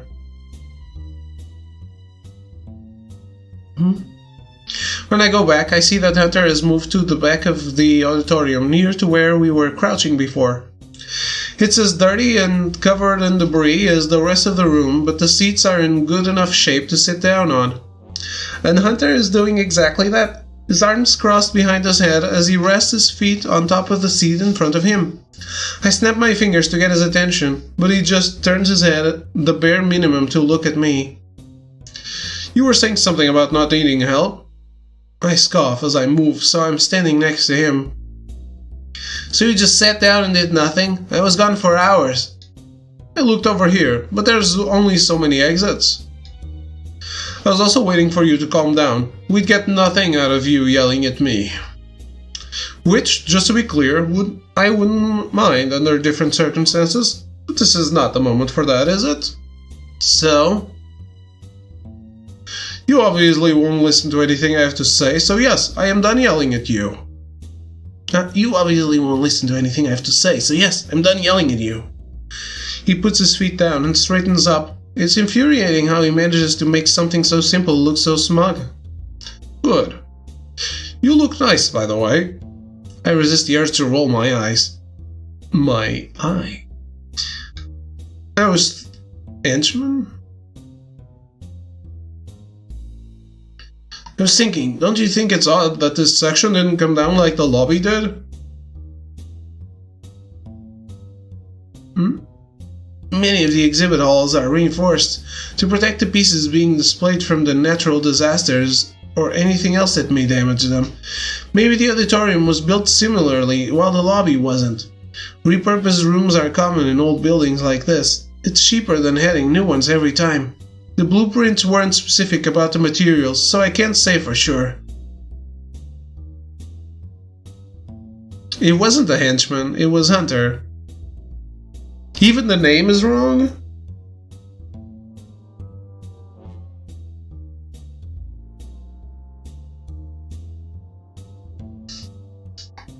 Even the name of the character talking is wrong? Seriously? Find the grammar errors, the game. I mean, it's not a grammar error, but it's... I don't even know what to call that. Damn, and reinforced concrete blocks radio waves, right? Unless they are strong enough or they have a way of getting out like a signal booster, why the sudden interest? Hunter raises his left leg and takes off his shoe, sliding off the sole to reveal the phone hidden underneath.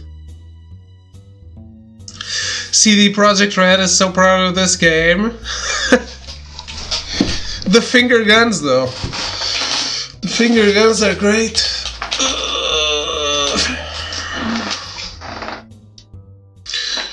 He had a telephone with you all this time and it didn't occur to you to use it before we wasted hours looking for a way out? It's supposed to be a last resort. Mostly because if it doesn't work, it means the place will be full of agents in no time. Oh, so you did it for me then. Now, you're telling me that you know what's better for me than I do?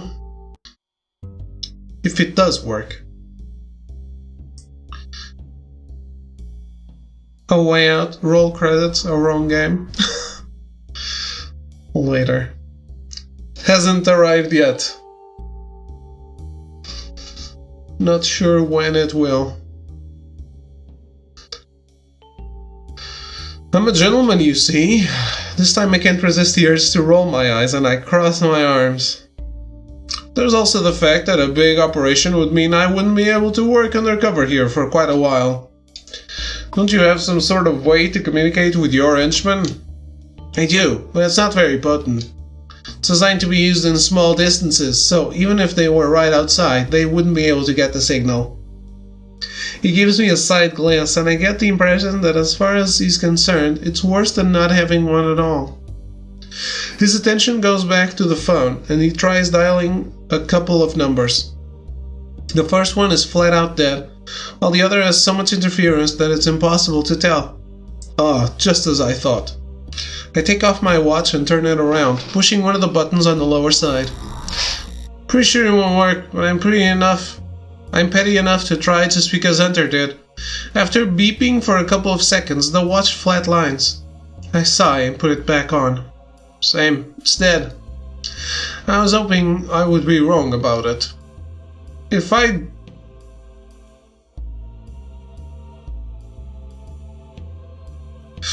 to guess, I'd say that the agency will send someone to look for me as soon as they find out that I didn't report back to my handler. But it might be a while before they are able to pinpoint our location without some sort of direction from us. What about your men? That's a good question. I'm pretty sure that no matter how angry my uncle may be, he won't let me die here. If I'd have to guess? I don't know. Or be sent to jail for that matter. But this could easily end up with them getting arrested if they are not careful. God, I hope they are not dumb enough to come looking for me without a plan.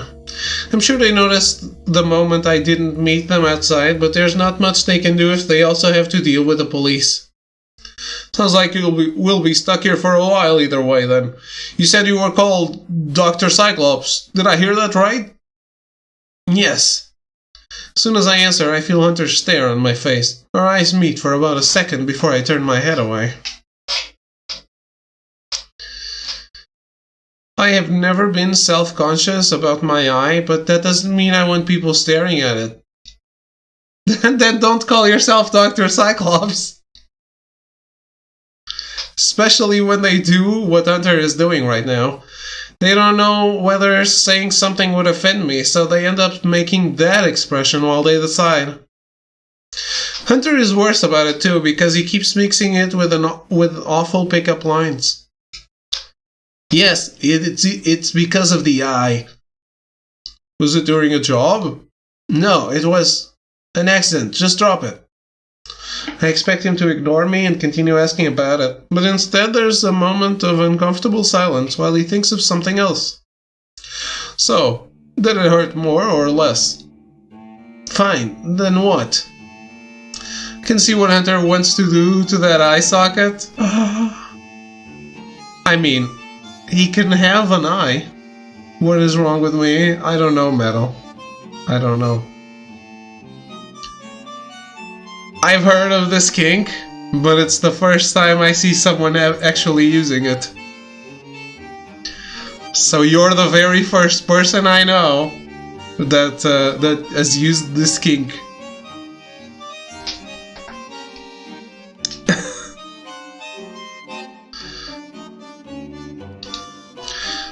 And when you fell from heaven. Terrible pickup lines. Are you always like this? What's the matter, Doctor? A little bit of flirting and you're out of your depth? You didn't seem to mind back at the lobby. We were getting pretty friendly before you had to go. I didn't know you were an agent then. If I had, I wouldn't have so much as spoken with you. If saying so makes you feel better. What is that supposed to mean? Nothing. I ignore him as I begin to fiddle with my watch, trying to think of something else that we could do to speed up the process of getting rescued. There really isn't much we can do except wait. Perhaps I could do something with a laser? No, the beam is too focused. It would only make a small hole in the floor. Hunter gets up and yawns, raising his arms above his head to stretch. When he adjusts the jacket of his suit, an idea comes to me. That's it, you still have the diamond, right? I can use it to overload my watch. The explosion will be big enough to blow away the door and anything behind it, but not enough to cause any more structural damage. With the added bonus that it won't damage the diamond itself, of course. And even if the debris is too much for us to walk out, opening the door increases the chances of our communicator signals getting out. Now, give me the diamond. I extend my hand towards him. His expression suddenly becomes a lot less friendly, and he frowns as he crosses his arms. I can't let you have it. Why not? Don't you want to get out of here? Of course I do. But the reason we're here in the first place is because I can't let you have it. I got a better idea. I'm pretty sure I saw a fire extinguisher while we were looking for a way out. We use it to freeze the hinges and then break them off to remove the door from the frame. What? Fire extinguisher freezes the door hinges so much that you can break them?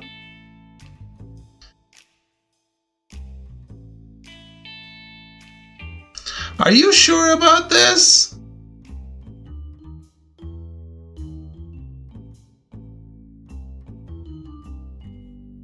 Are we sure we're not thinking liquid nitrogen or something here?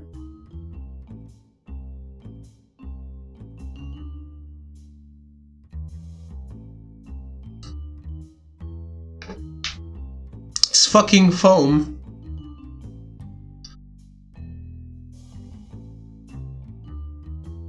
Both options will probably work out just fine. I'm sure they were not thinking at all. We're just trying to get to the penis part.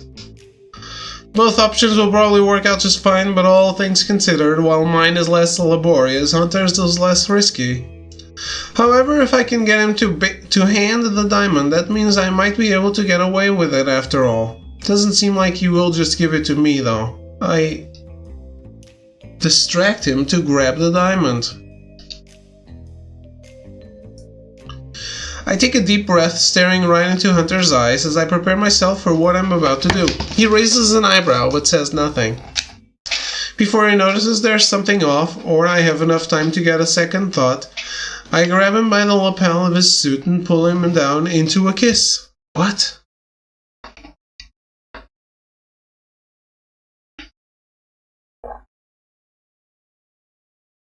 He's startled for about a second, but then he starts kissing me back.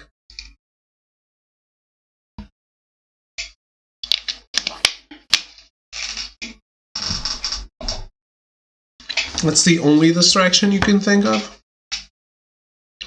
I feel his hand slide down to the small of my back, pulling me closer until our bodies are pressed against each other. I saw him put the diamond inside his jacket, so there must be a pocket in there.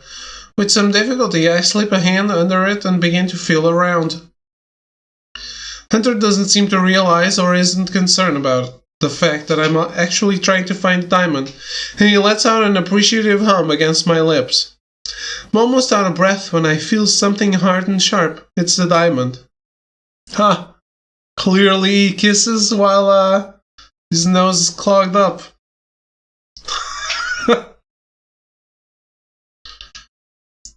He doesn't know how to breathe through his nose. I close my hand around it so that when Hunter steps away, I'm the one left holding it. But it was the penis. So, is this the kind of thing you're into? The destruction, the danger of meeting an unfortunate and untimely death. If you get that turned on by adrenaline, you could have told me before. Realization seems to hit him right then. Then he looks down as he pets his jacket in surprise. Hey, that's not fair. What's the matter, Agent? I thought that's exactly what you wanted. Well, I have the diamond now, so you might as well let me work.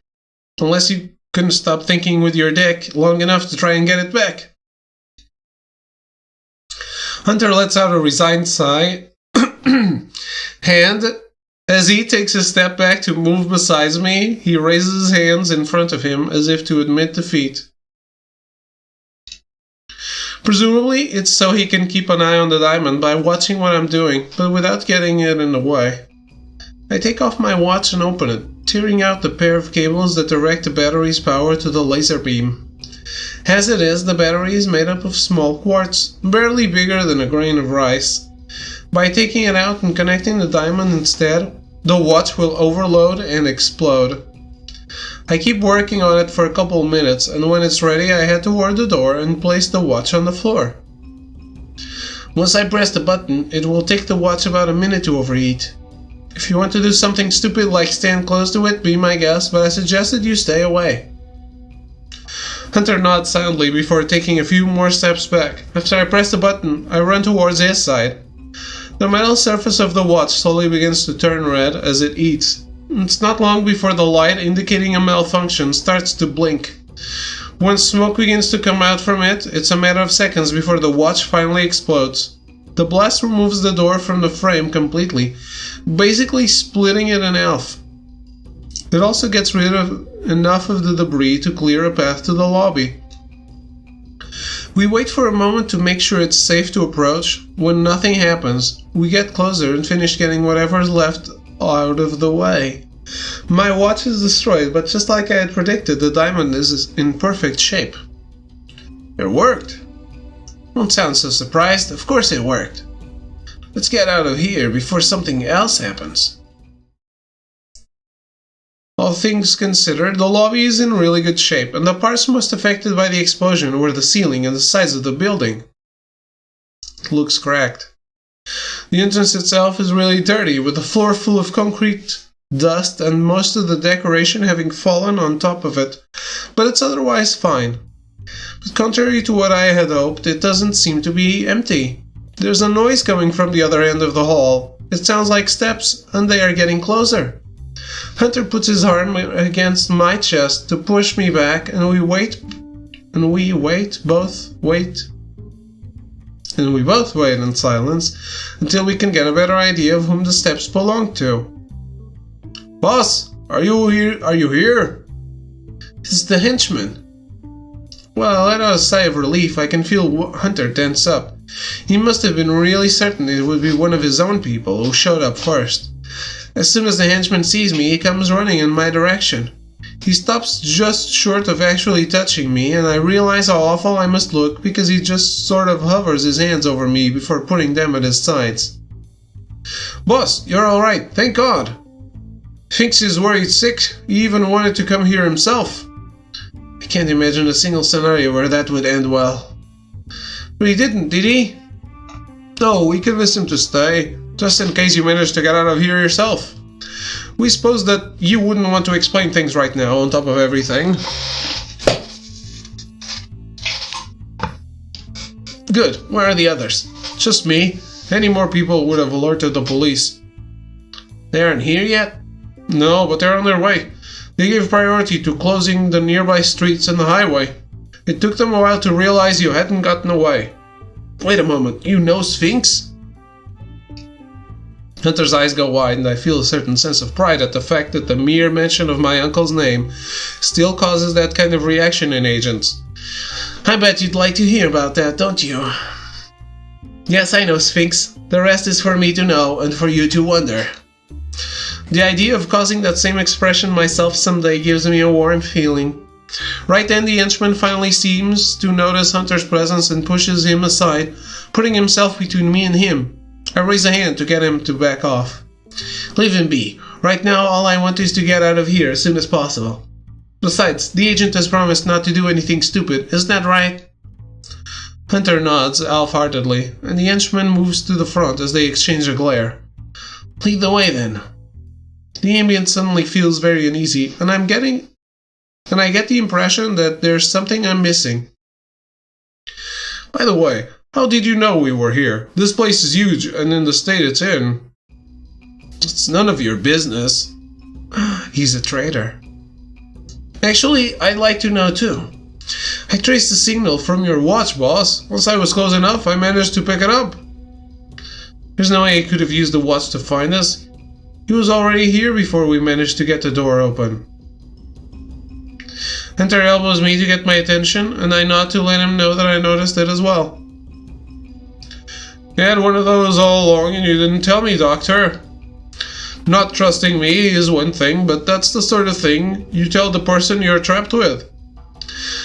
I mean, my communicator is bigger, and we couldn't get it to transmit beyond the door. I'm a little jealous knowing that you get better things than I do. First thing I'm going to do when I get back is give the boys at development an earful. Henchman, give me your phone. I want to call Sphinx and let him know I'm fine. I forgot it. I was in too much of a hurry. You forgot? Just like that? Sorry, boss. It won't happen again. Not convinced by his answer, and Hunter seems even less so. He begins rolling up his sleeves. Sure you were. Turn around, very slowly. The henchman stops suddenly, almost causing me to run into him. When he turns around, he's frowning, and for a moment none of us move. He puts his hand inside his jacket.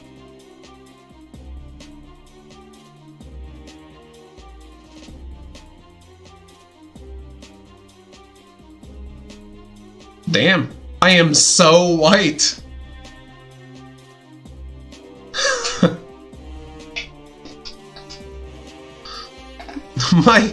My skin is like black and white. It's like it's from a black and white novel.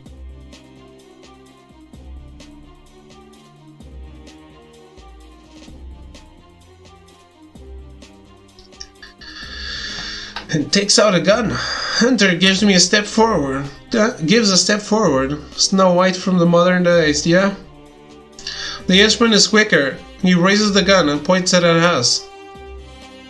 Realizing that we're in a clear disadvantage, we both raise our hands. No eres tan estúpido como pareces, Agente Hunter. Maybe I don't want the voices.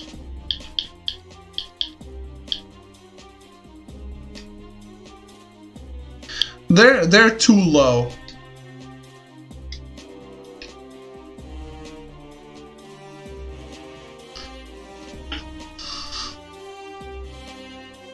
You're not as dumb as you look, Agent Hunter. What can I say? I'm a man of hidden depths. Just exactly what do you think you're doing? Sorry, boss. Just so you know, it's nothing personal. I was only hired to deal with Sphinx, but when I saw Agent Hunter was here, it was too good of an opportunity to pass up. The reward the Soviets offer for his head has a lot of zeros added to it. They really don't appreciate losing agents, you see.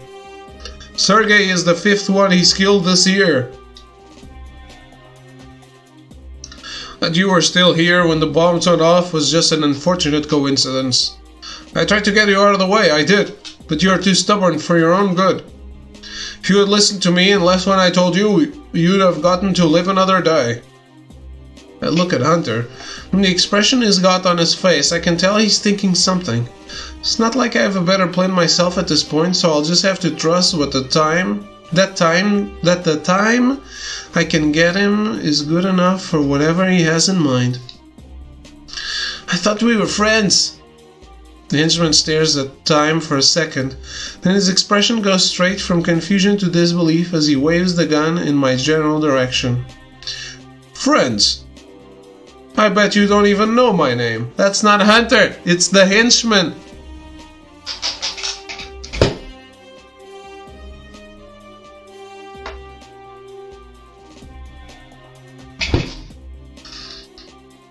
I shake my head, doing my best to look offended, as I try to recall his name. Out of the corner of my eye, I can see Hunter staring at me with a frown. Yes, of course I do. It's... well... clearly Francis. I don't know. New chair, or am I crazy? No, it's not new.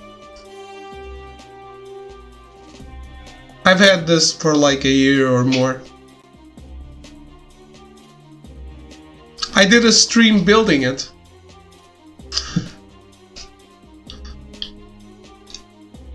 So you're crazy then? A bit. Aren't we all? Daniel, your name is Daniel. Seriously? That's the guy that fell inside the shark tank. Oh right, that's why the name sounded so familiar. So many of your henchmen fall inside shark tanks. 'Tis him, and technically he didn't fall, he was pushed. That didn't make him stand out from the others, not even a little. Enough of this. You two shut up and kneel down. The henchman puts his finger on the trigger, and despite my act of defiance, it takes all my willpower to not close my eyes in expectation of being shot. If Hunter really is planning to do something, he'd better act now. Nothing happens. No gunshot, no pain, no bleeding to death on the cold museum floor. I open my eyes again and I see Hunter and the mercenary struggling to get the gun away from each other. While this would be the perfect opportunity to get away, all I can think about is the henchman saying that he was hired to kill my uncle. If it hadn't been for all this, we wouldn't have known. With just a little luck, he would have gotten away with it. Just thinking about it makes my blood boil. In a moment of anger, I hold on to the diamond and hit the henchman as hard as I can on the back of the head, knocking him out. He falls on top of Hunter, who pushes him off himself and onto the floor. He's unconscious and bleeding from the wound, but he's still alive. I'm about to hit him again when Hunter gets up and grabs me by the waist to hold me back. Come on, that's enough.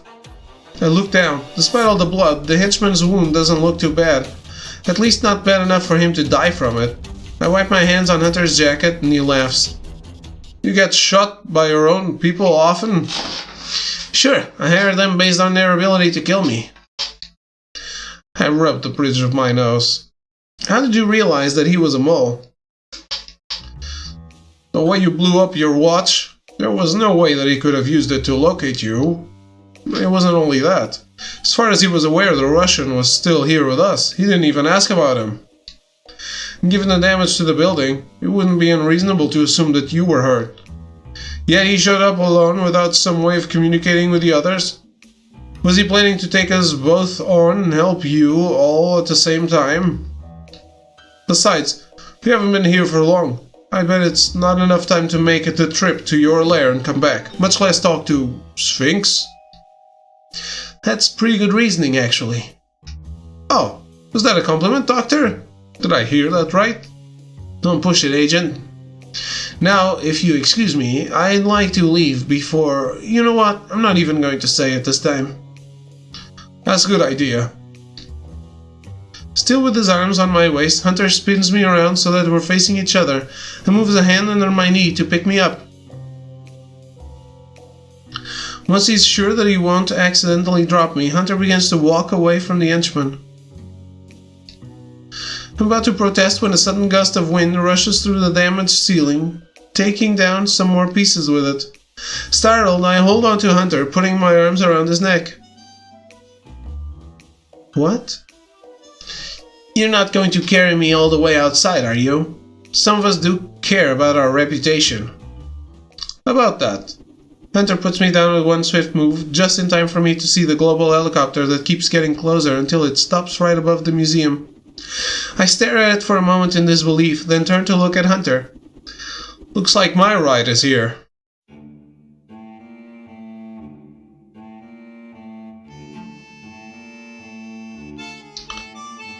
Why? Like...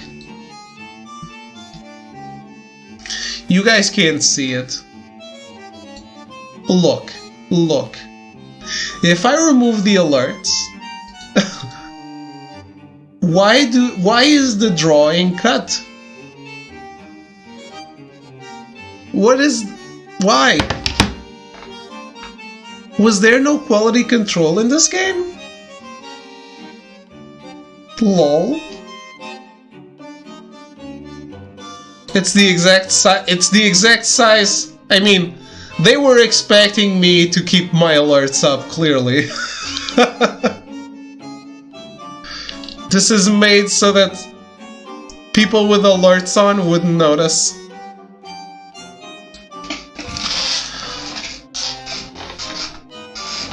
Seriously though, really?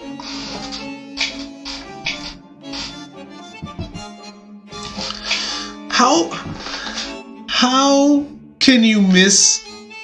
It's a visual novel. The stills of the visual novel are the main attraction. How do you not notice that?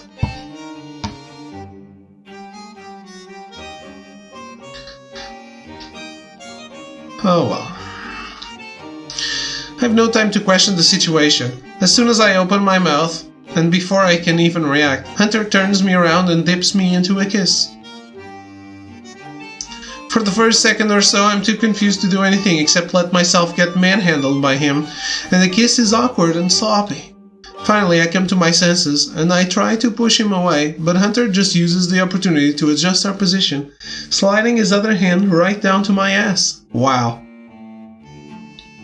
The kiss is softer now, and much to my surprise, Hunter is actually a pretty good kisser. He doesn't move until I feel myself running out of air, and he parts by biting my lower lip. When I look at him, I see that he has the biggest, most obnoxious, shit-eating grin I've ever seen in my life. What the hell was that? That was me taking back the kiss you stole from me earlier. Now we're even. As soon as we got out of the auditorium, my own transmitter started working. You were just buying time before the agency came for you? I almost got shot because of it. I was kind of worried about how I was supposed to do it. All things considered, someone showing up to kill us did make it slightly easier. And in my defense, there are way more fun ways of passing the time, but you weren't up for any. He makes a gesture that I don't really recognize, but judging by the expression on his face, it's probably something obscene. I feel my face grow hot, both from anger and embarrassment. Giving me one last grin, Hunter suddenly begins to run towards the helicopter. I'm left staring at him with a dumbfounded expression as one of the helicopter's doors open and the ladder drops from the inside. When he's right under it, he jumps to get a hold of the ladder and begins to climb as the helicopter slowly rises.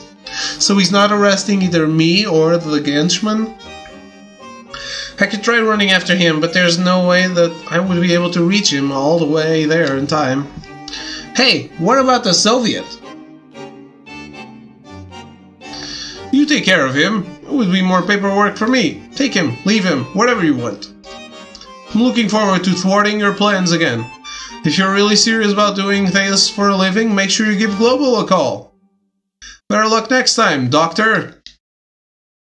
Last thing I see as the helicopter flies away is Hunter waving at me before closing the helicopter's door. I raise my fist and shake it angrily in his general direction. Curse you, Hunter. This isn't the last you've seen of me. With the helicopter and Agent Hunter gone, there's no point in staying here any longer. For a moment I consider taking the mercenary back to the lair with me. Huh? Trophy?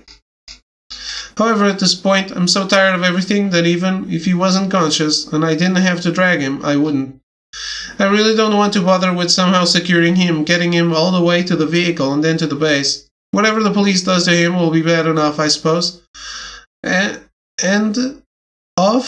I'm lucky enough, he'll be found by the Soviets first instead. I search his unconscious body for the keys of the vehicle and give him a kick on my way out for good measure. Fortunately for me, he was dumb enough to have brought one of our vehicles rather than his own, so it's only a matter of driving back to the lair.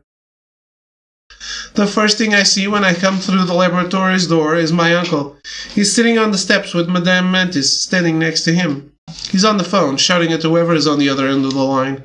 He looks furious, but more importantly, he looks worried. I don't think I've ever seen him like this, which just makes me feel worse. I clear my throat, but he's so focused on the call that it's not enough to get his attention. Madame Mantis, however, does notice me. She leans over and puts a hand on his shoulder, shaking him gently to get him to look up. Instead, he slaps her hand away and turns around so that she ends up facing his back. I don't care. I want all of you there in this very Mantis frowns, putting her hands on the side of his head to force him to turn around. Sphinx, quit it. Keegan is here. Our eyes meet, and as we stare at each other in silence, I feel a shiver run down my spine. A shiver. He finally stands up, dropping the phone as he runs to meet me. He hugs me, and though his grip is not particularly strong, I'm so tired that it's enough to leave me out of breath. He takes a conscious effort to not faint into his arms. Keegan, thank God, you're all right. I was so worried when you didn't come back with the henchman. Then there was the newscast. There was a newscast too? Look at you look terrible. He stops mid-sentence as he takes a step back and grabs my wrists, raising them so my hands are right in front of his face. Between messing with my watch, all the struggles and driving the vehicle here, they're sore and bloody. If they didn't hurt so much, I'm pretty sure I wouldn't feel my fingers anymore. Look at your clothes. Look at your hands. Just what were you thinking? Why didn't you call? I bite my lip. Telling him the truth will only anger him more. Metis seems to think so as well, since she moved behind my uncle's back and is now shaking her head to tell me to stop talking. Sorry, uncle, I forgot. You forgot? What the hell does that mean? By now a group of henchmen has begun to gather around us. Metis hushes them away while she pushes me towards the door. Give the boy some space, alright? Your uncle is Agent 47? I don't know. I wonder if there's a uncle route in this game. We found the plot though. Lady Mantis. Is there a Lady Mantis route? Probably not. Which is unfortunate.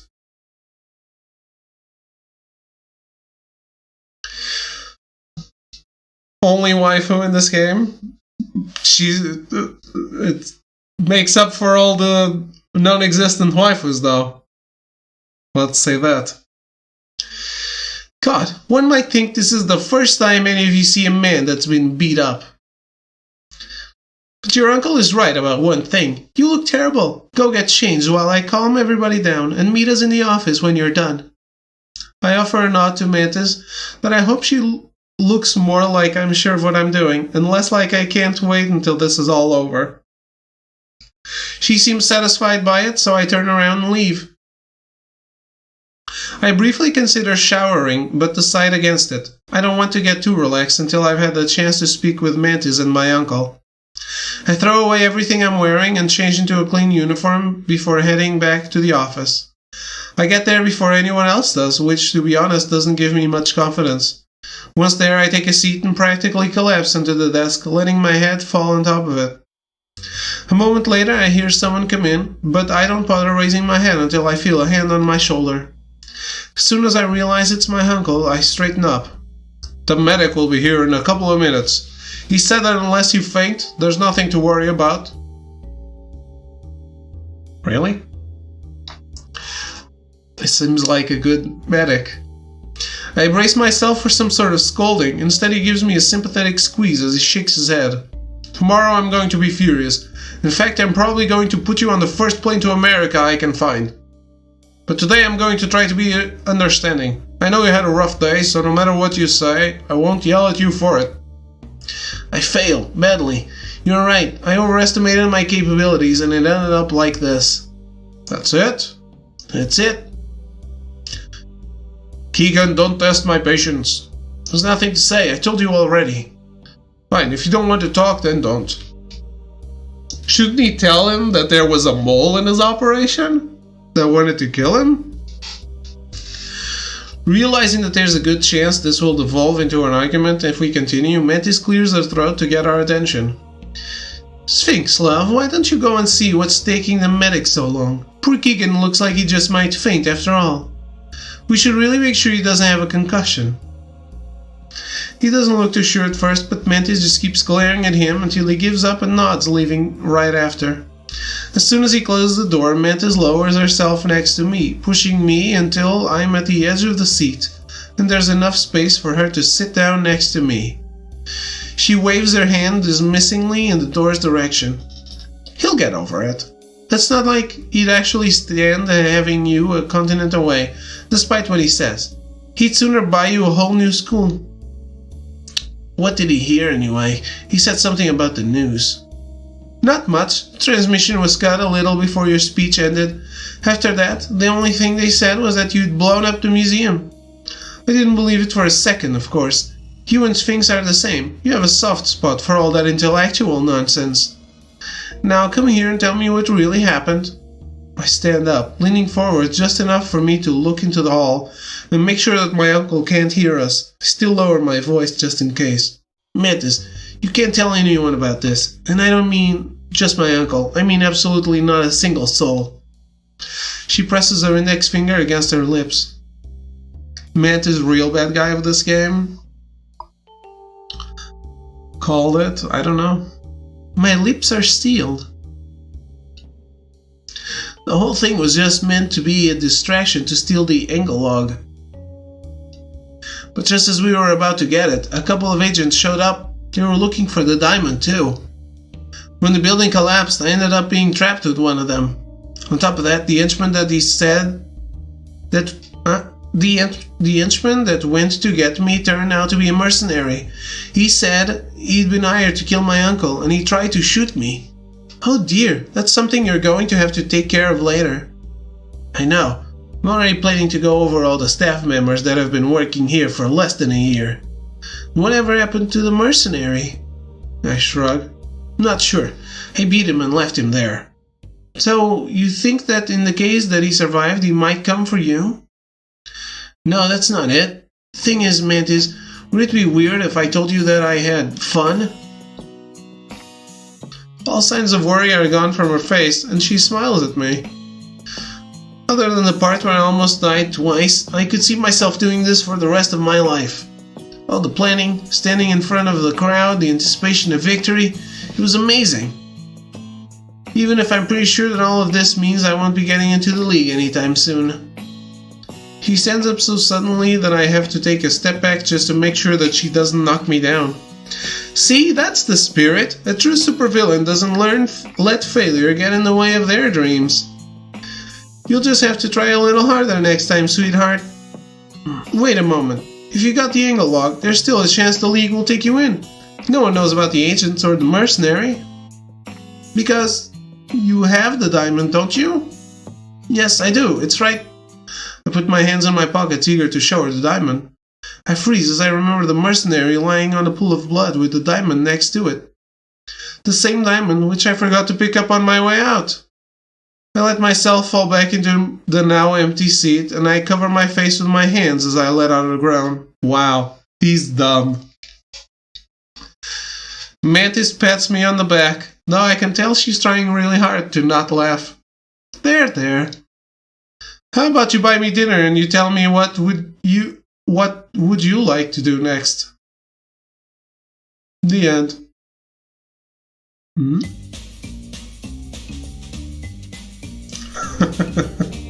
Well, that's something.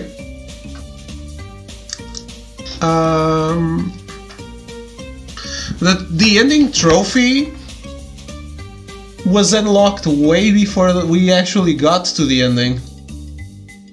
But sure.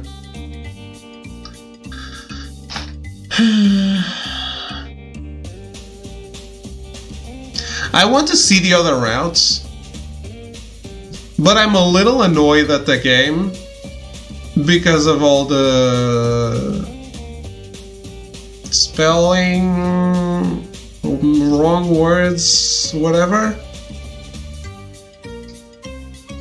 Yeah, the errors just... They're a lack of polish that I don't really care for. Blind Man 2077. Yeah. Like, the game was funny. I like the humor in it. But I'm not sure I'm streaming the rest of it.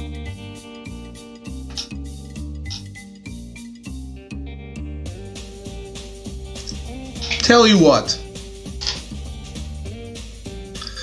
Let's get the platinum, because I have a guide.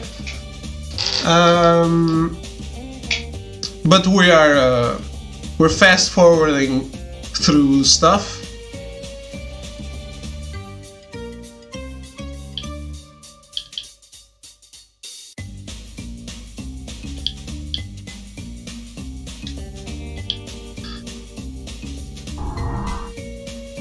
Yeah, we're doing that.